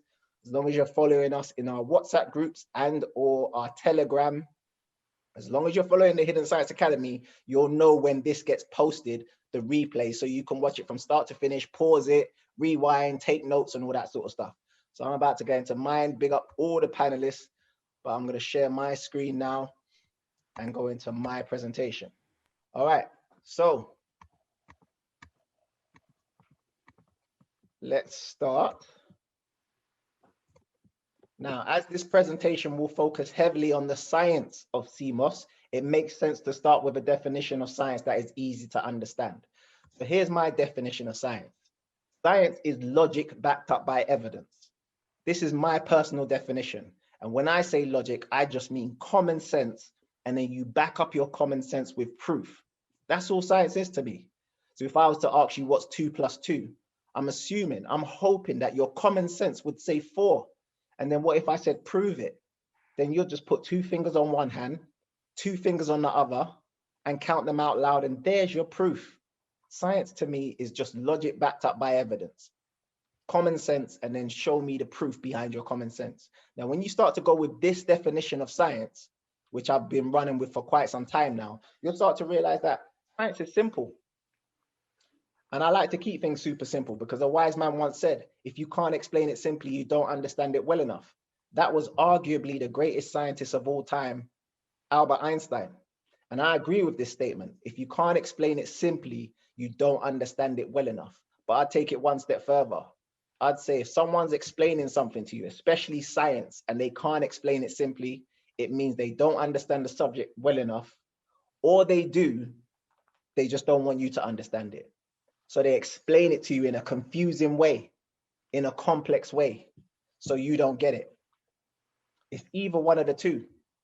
So with me, I like to keep things super simple because to me, science is just 2 + 2. Or as another wise man once said, boom, 2 + 2 is 4, -1, that's 3, quick maths. Quick maths. That's all science is to me, quick maths. So as we go through this presentation, I'm just going to keep things super simple. Now, for the people who have never been to a Hidden Science Academy event before, I've got one thing to say. You're going to learn today. You're going to learn today. So what are you going to learn today? This is what I'm going to go through in my very quick presentation. I'll quickly go over real versus fake CMOS because we've already gone through that. I'm going to quickly go over the different types of CMOS, CMOS for bones and joints, plus much more, no typo. All right, now before I start, here's some quick, I just want to ask a question. If you guys can put this into the chat so I get your answers. What type of supplements are, anyone in the chat, what type of supplements are you taking for your joints? Can you name them, please? If anyone's taking any type of supplements for your joints, because I know a lot of us are suffering from joint issues, magnesium, anything else? Some people saying they're taking vitamin D supplements. Okay. Anything else? Even if you can get whatever you're taking, it might have been something prescribed to you. Let me see. All right, let me just unshare my screen and show you something. I'm just going to go to the internet. A lot of people seem to be taking things like glucosamine. Anyone seen things like this? Has anyone seen stuff like this for joints? Yeah. So look at these things: glucosamine and chondroitin, glucosamine. This is what seems to be prescribed to people who have joint issues. Yeah. Just keep that in mind. Those sort of things. A lot of you who maybe were prescribed something, a lot of you might even have that as your prescription. You might have to look at it and think, oh yeah, I've got that, if you're suffering from joint issues. All right. Now I'm going to show you a video from Dr. Sebi, where Dr. Sebi breaks down the real versus fake CMOS. Now, after everything that you've heard today, listen carefully to what he says, and then we're going to break it down. Very short clip, but listen carefully to what he says.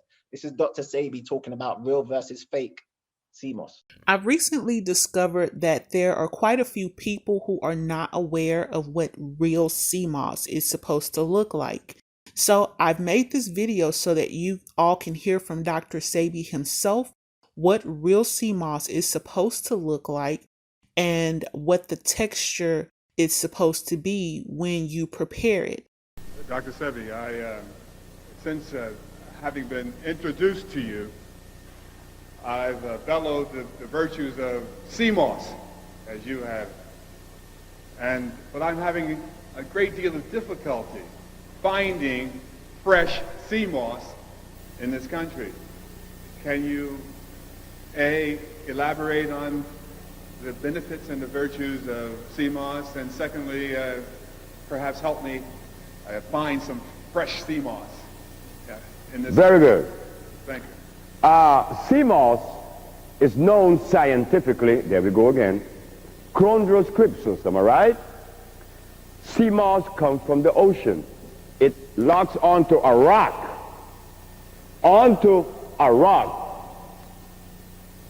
And from that rock, it receives its nutrients. Dr. Sebi, how could that be possible? A plant hold on to a rock? Yes. Scientists have yet to understand how could a plant hold on to a rock and then give you food. But you know what they did? They invented a word. This is the word.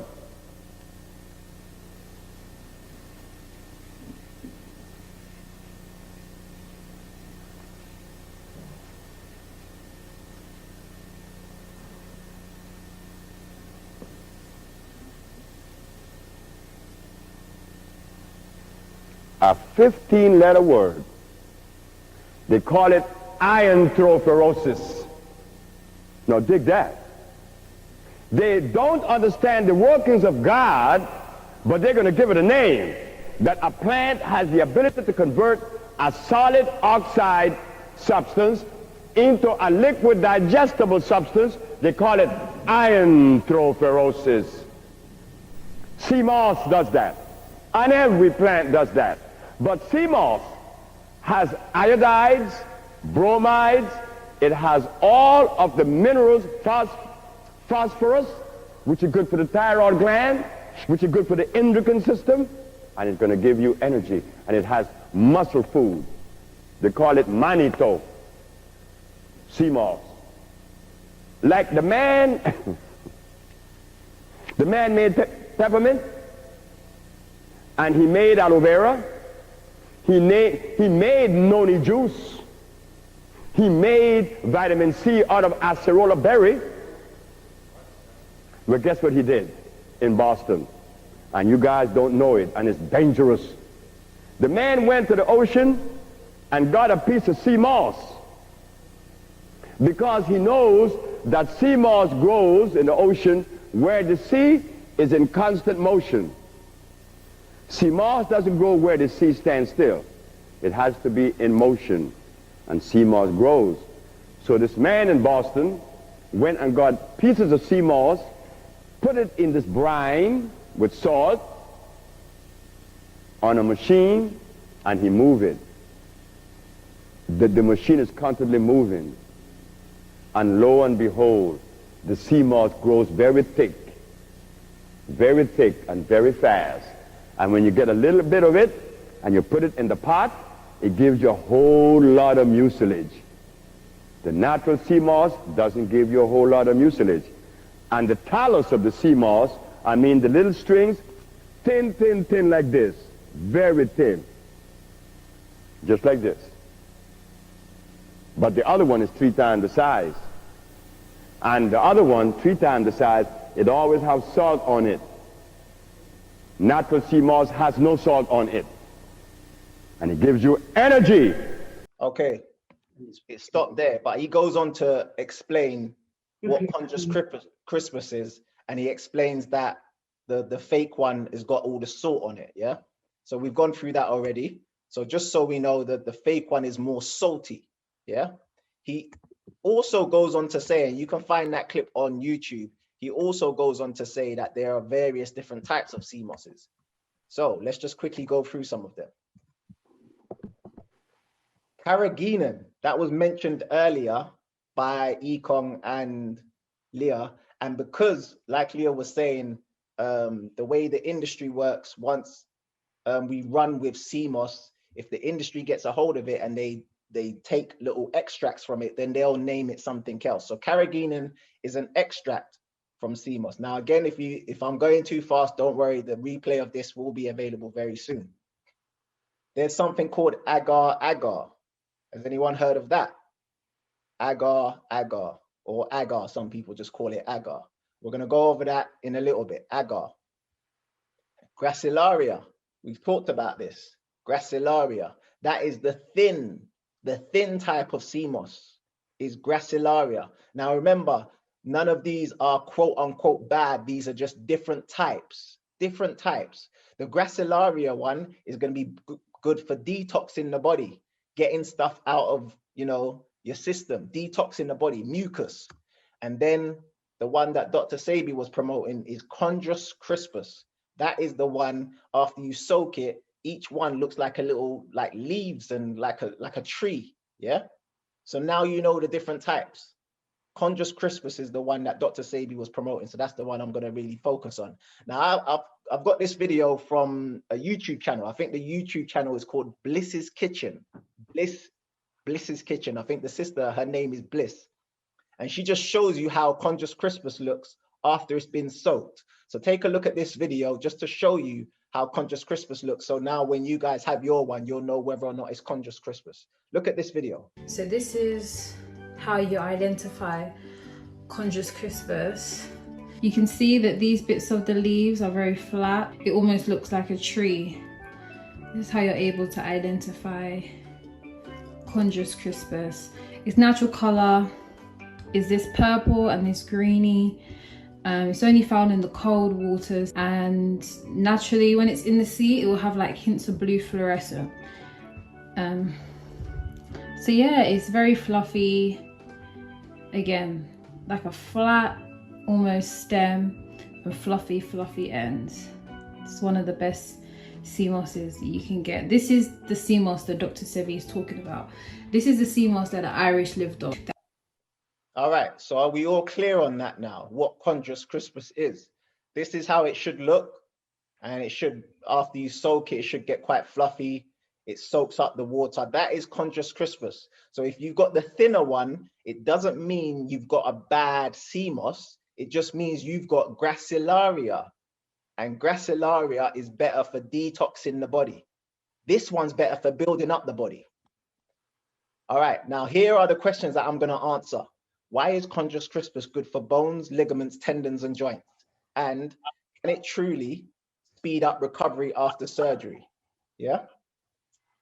And can everyone put their mics on mute, including the people that have raised their hand? Just make sure you're on mute. All right. Now, to answer this question, you need to understand proteins. Yeah. And when I say proteins, I don't mean this stuff. Again, it's like we've been taught science in such a confusing way. We think that this stuff is protein.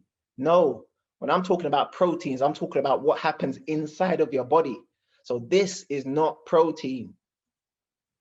I'm talking about this stuff. Proteins are just amino acids which have connected together and are folding and unfolding inside of your body. In other words, your body makes its own proteins from amino acids.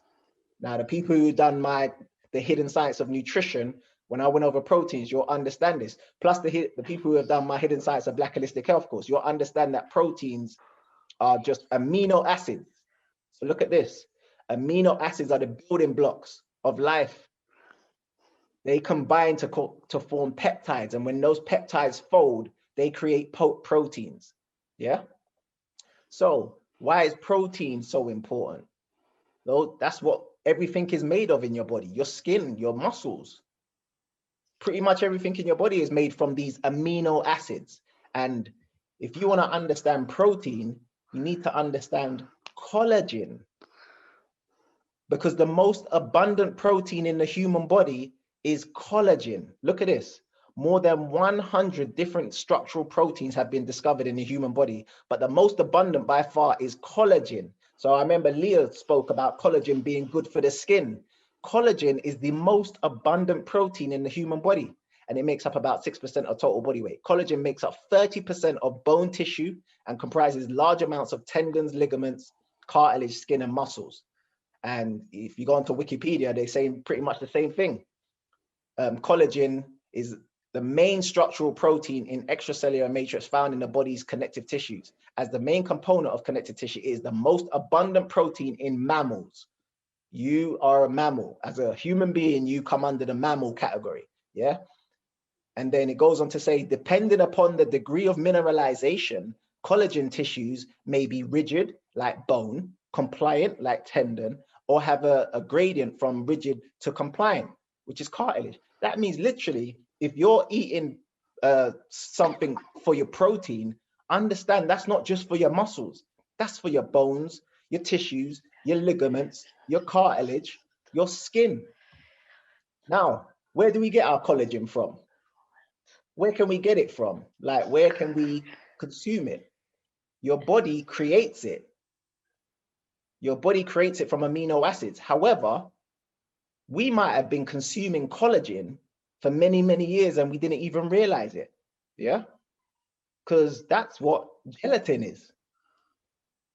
Now, this is not coming from Leon Marshall. This is coming from PETA, the People for the Ethical Treatment of Animals. Let's see what they say about gelatin. And they go on to gelatin alternatives. They say it's probably no coincidence that gelatin rhymes with skeleton, because that's exactly what it is. Animal bones along with animal skin, hooves, tendons, ligaments, and cartilage, all boiled together in a goo that's added to all kinds of candy and baked goods. Luckily, there are plenty of easy to find products that act like gelatin. All right, now, I'm sure most people on this webinar knew that gelatin is in sweets. So now you know, when you're consuming gelatin, when you're consuming sweets, you're consuming collagen from other animals. You're consuming their hooves, you're consuming their skin, you're consuming their tendons, their ligaments, their cartilage. That is what gelatin is, yeah? So all of this stuff, when you're feeding your children, or is it Sister Mute? Sister Mute, if you can put your, oh, Sister Mut, if you can put your mic on mute, my sister's saying. Just make sure you're on mute. All right, so all of the sweets that you give your children, understand what you're giving them now. If it's gelatin, if it's got gelatin in it, that is cartilage from another animal. That is tendons, tissues, bones from another animal. It's just been boiled up and made into a goo, into a gel, and made into sweets. So that's what I know. I ate these when I was younger.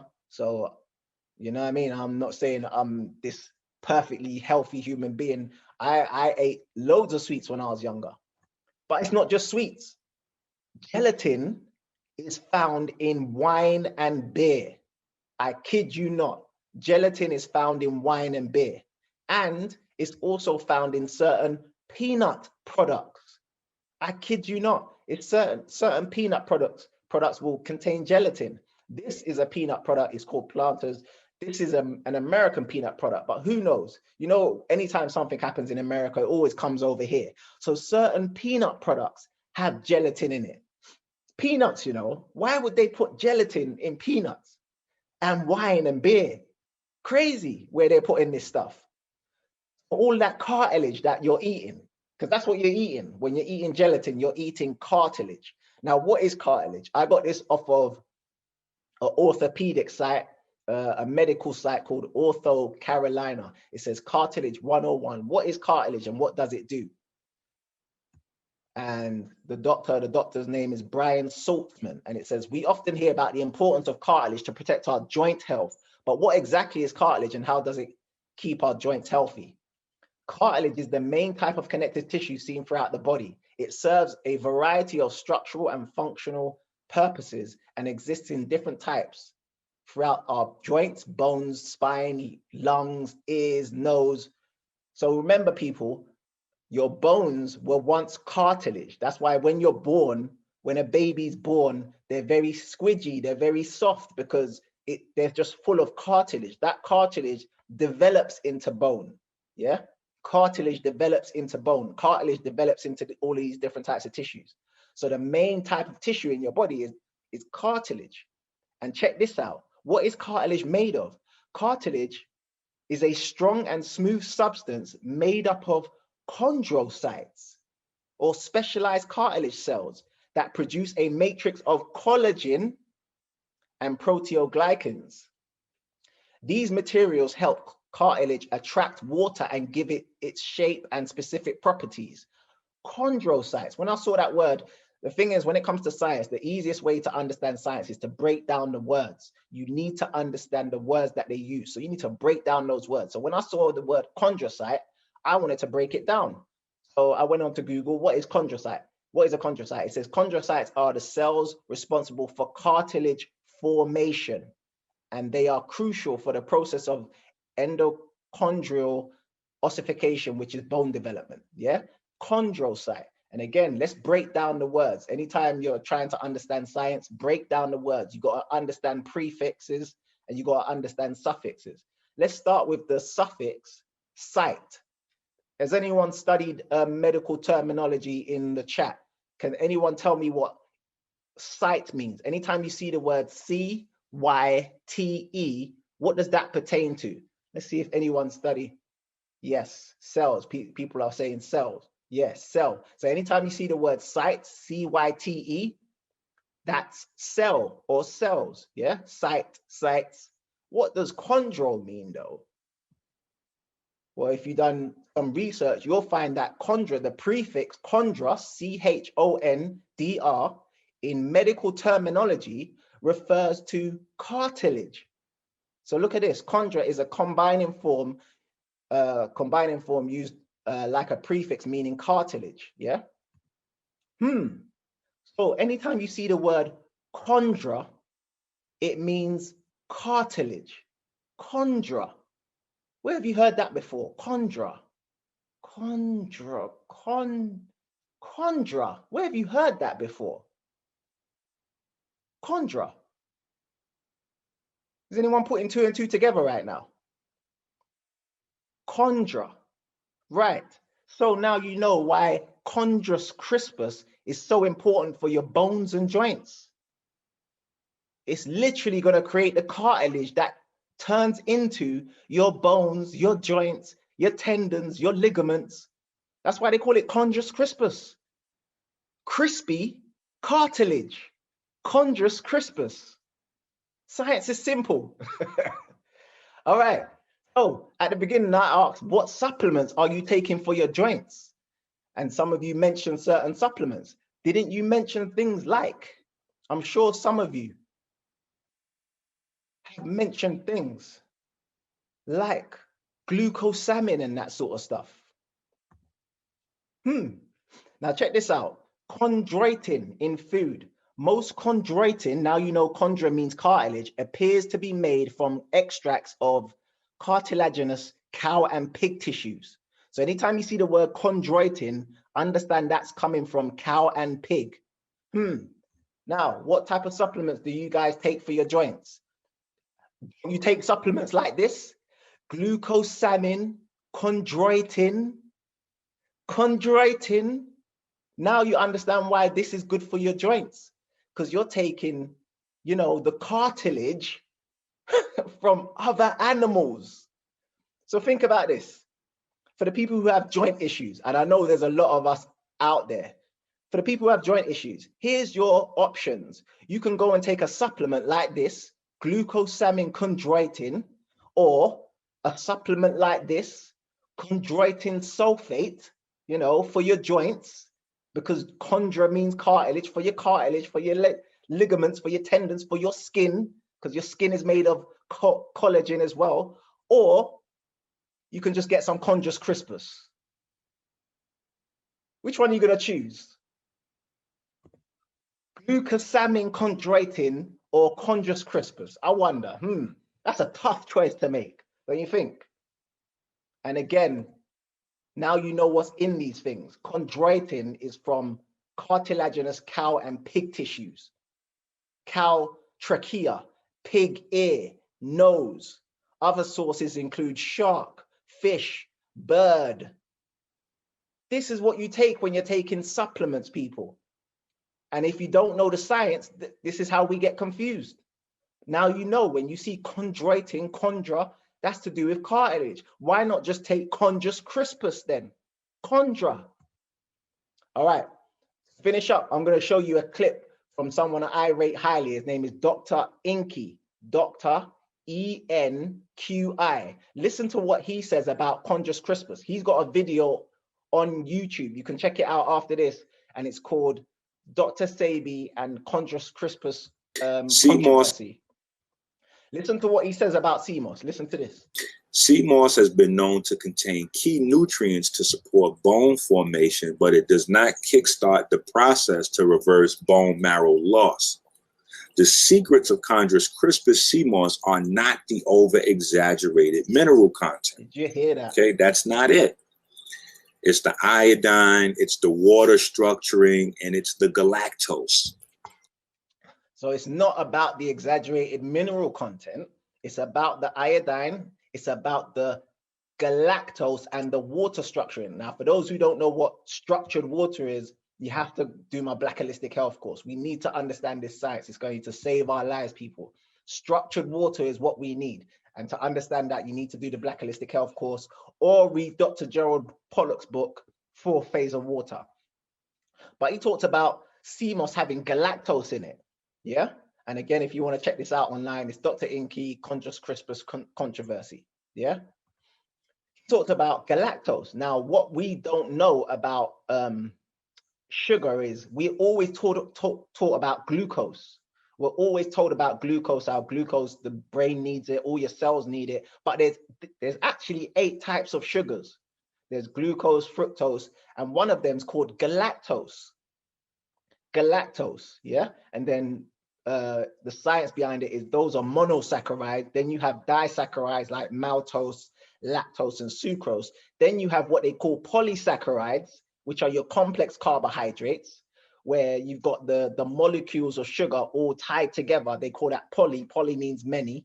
Polysaccharides is a long chain of sugars. This is what they call starches, these polysaccharides.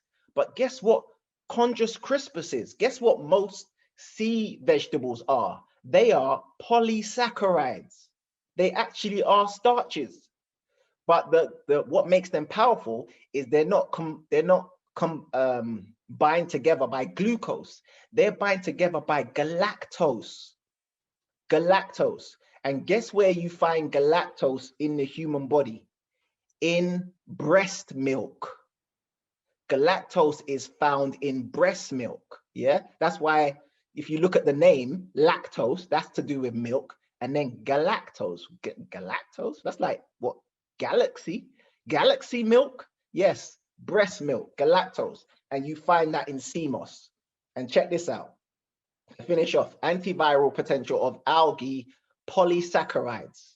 Yeah, they go on to talk about how algae like sea moss, brown and red seaweed, the polysaccharides help with viruses.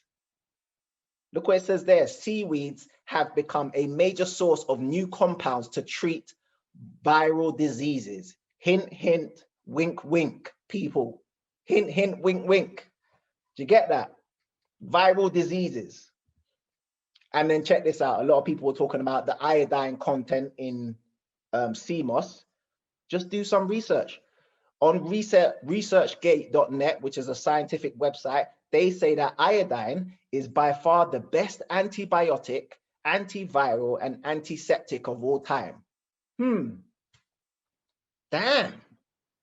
This is some powerful stuff, this Chondrus crispus stuff. Science is simple. It's just that you've been taught it in a confusing way. And there's only one of two reasons why. Either the person teaching you science doesn't understand the subject well enough,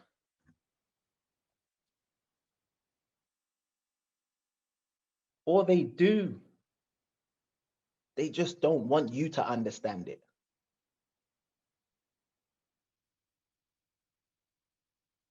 I'm gonna let you put 2 and 2 together on that one. My name's Leo Marshall, and that concludes the end of my presentation. Thank you. All right. A lot in that, but let's get to some questions. Thank you, everyone. Thank you, thank you, thank you. Let's get to some questions and then make this available so people can watch it and understand the truth behind Chondrus crispus. Oh, this thing's acting slow. Hi, good evening. Hi.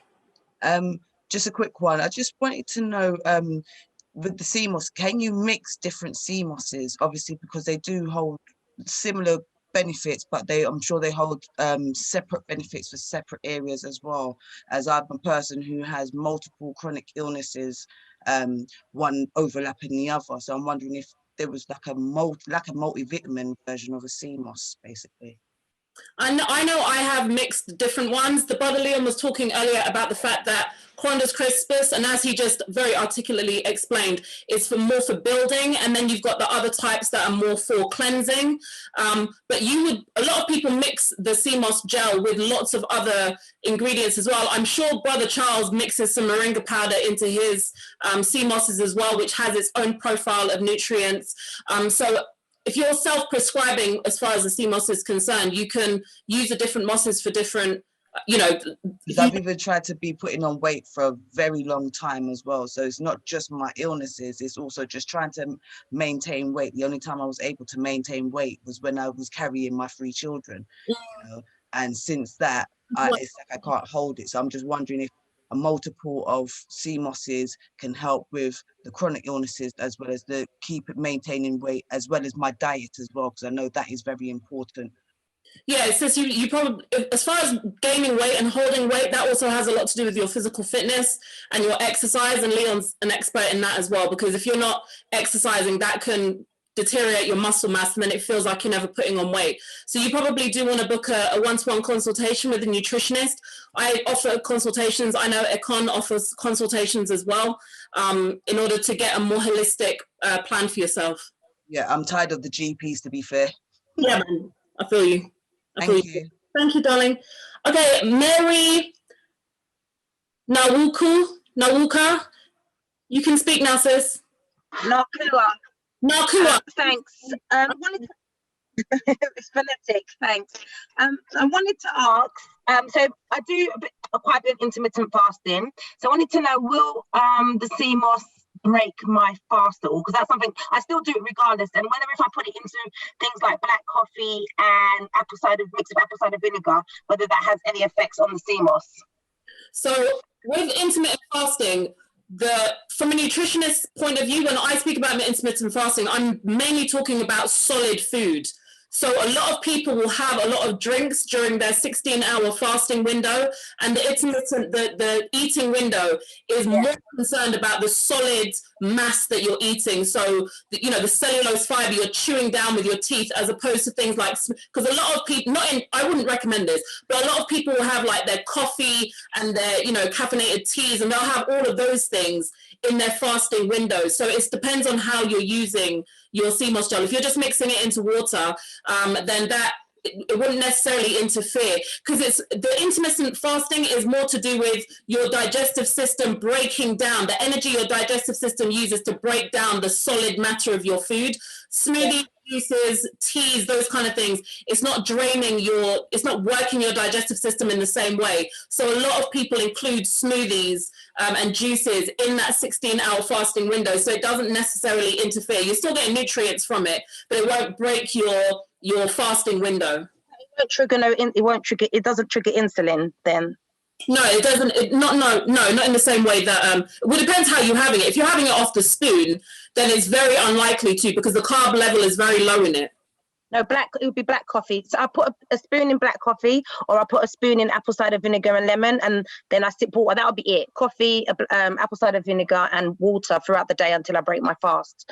That's it. But I always just concerned whether it breaks the fast or not. But because it's good for you, I still do it anyway. So I just wanted, since I had the platform to ask, that's why I wanted to ask. Coffee necessarily if you're intermittent fasting. Obviously, it's entirely up to you, but it's not the best thing in the world to because it's hyping up your adrenal system while you're not taking in the fats to balance it all out. Okay. Yeah. Okay. All right, just before we go on to any other questions. Adding coconut oil to it might be better. But yes, we're going to move on. I hope that's answered your question, love. All right, just before we go on to any other questions, I just want to tell people what we got coming up, because I can see people leaving now, so I don't want to miss anyone. So I'm just going to tell people what we got coming up, and then people can ask their questions after this.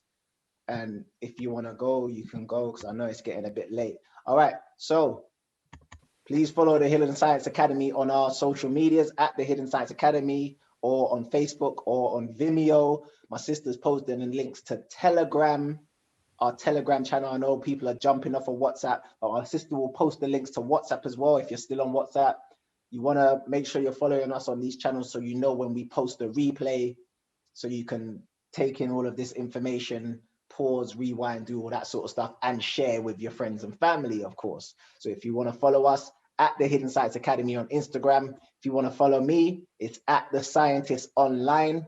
That's at The Scientist Online if you want to follow me on Instagram. If you're following us, then you'll always be notified of when we're doing webinars, events, and lectures and that sort of stuff.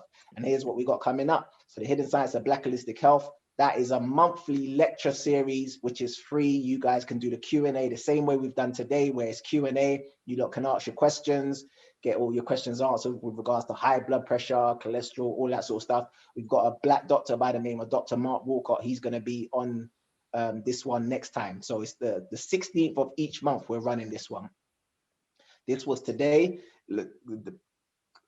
Considering the amount of questions we got, we might have to do a part 2 to this one because there's so many questions, so many people want their questions answered. Black Solutions, this is for people who want to know what their rights are. If you've got young children, teenagers, or people in their 20s, they want to know their rights with regards to stop and search, or if you want to know your rights with regards to, you know, certain things coming up, you know, how you can refuse certain things that the government's going to be enforcing on us. Hint, hint, wink, wink. You're going to have black doctors and black lawyers, should I say, on this panel, and you can ask them any questions you like. Any questions you like with regards to common law and, you know, all that sort of stuff. Very important event. That's on the 30th of January. My sister's going to post the link where you guys can sign up for this, the Linktree link, and you can sign up for all of these events. Secret Science of Sickle Cell, I mentioned this at the beginning. Make sure that even if you don't suffer from sickle cell, make sure you share this with your friends and family, because chances are you know someone or they know someone who suffers from sickle cell. This event is going to benefit them. Saturday, the 6th of February, on Zoom. You got to register for it. My sister's going to post the link, the Linktree link. You click on that link and you just make sure you register for these events, and make sure you're sharing the links as well with your friends and family, because trust me, this event is going to be beneficial. A lot of us are confused when it comes to sickle cell. So let's get some clarity on that one. And then every year, every February, we do an event called the Hidden Science of Black Love. Very powerful event. Obviously, we've been doing it as a physical event, but this year it's going to be online. That's later on in February, February the 20th or later on, but we'll make sure you guys are aware. Saying that the WhatsApp is full. Okay, there is another WhatsApp, but for now, just follow us on Telegram. We'll share the WhatsApp link on either Telegram or we'll share it on Instagram, so you guys can add yourself to a different WhatsApp, because we've got like 10 WhatsApp groups that nearly all of them are full right now. So the Hidden Science of Black Love, that's next month. But I said this at the beginning, but a lot of people didn't see this. We've got something very, very special for you next month. And yeah, we're going to be putting the spotlight on slow jams. We're going to be doing an event called the Hidden Science of Slow Jams. Trust me, you do not want to miss that event. So that's all happening next month. But again, you're on the Linktree link. You can make sure you sign up to all of these and you won't miss a thing. All right. That was just my little spiel, just because I can see people leaving. Now we can go through however many questions there are. Bev McIntosh, did you want to speak, sis? Okay, so if we move on to Rakua Smith, you can speak now, sis. Okay, can you hear me now? Oh, Bev McIntosh, there we go. Yeah.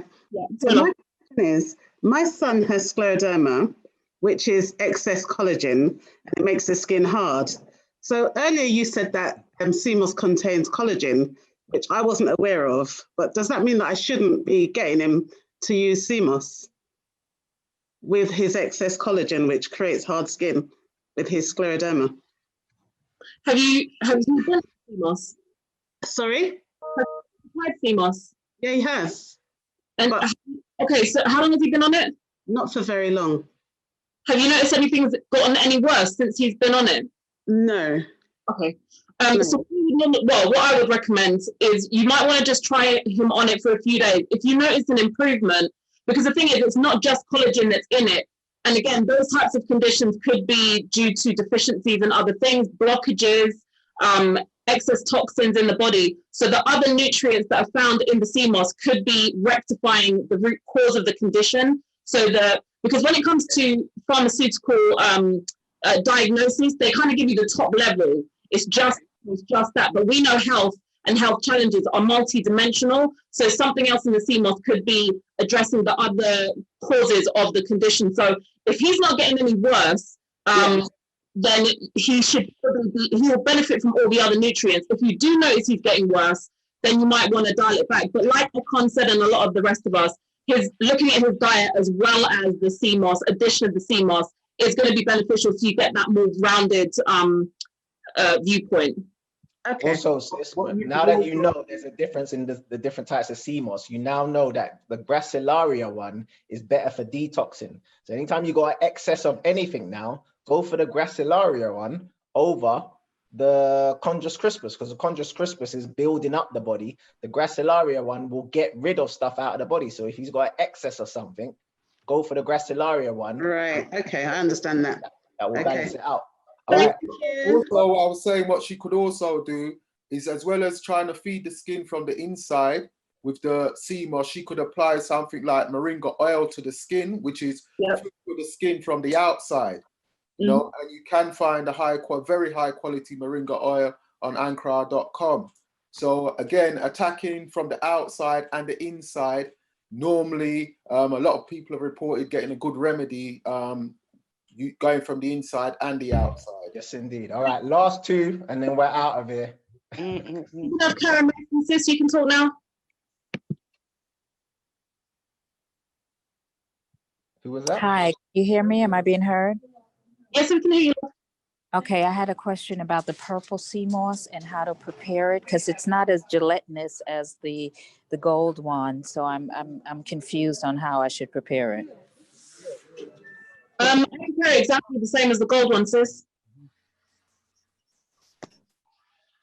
Even though it doesn't get as jelly-like. Yeah, my one tends to get just exactly the same, because my purple and my gold are the same genus. They're the same actual type of sea moss. They're just different. One's ocean farmed, one's wild crafted. But you can, like Ekon was saying earlier, you can also just adjust the amount of water that you're using to prepare it. So if you're finding yours is more, you can use less water in the preparation. All right, next one. Thank you. Okay, so we're going to move on to Sharon Livingstone. You can talk now, sis.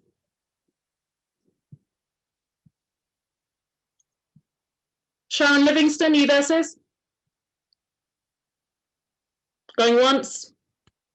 All right, everyone. If you can put everyone on mute for me, sis. Put everyone on mute. Sorry. All right. Yes. Can you mute me, please? Thank you. Thank you, sis. All right. Thanks, everyone, for joining us.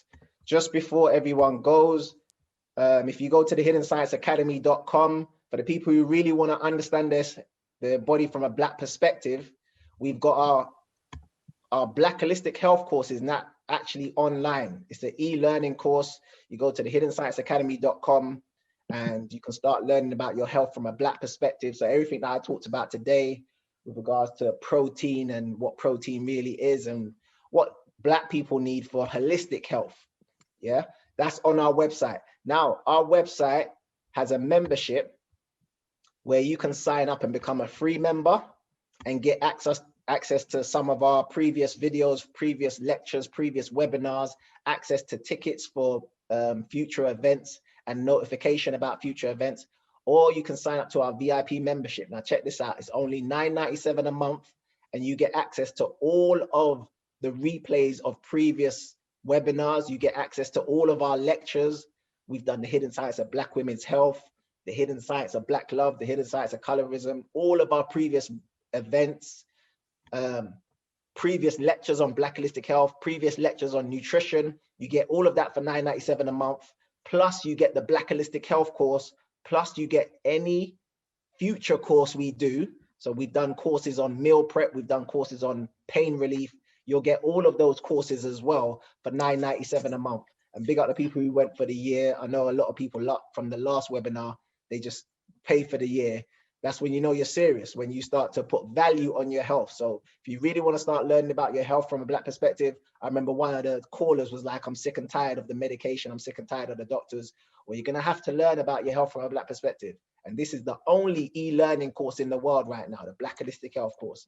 And it's only $9.97 a month and you get access to all of it. Yeah. So go to the hiddensciencecademy.com and you can sign up and you'll get access to all of my previous courses and all that good stuff. All right.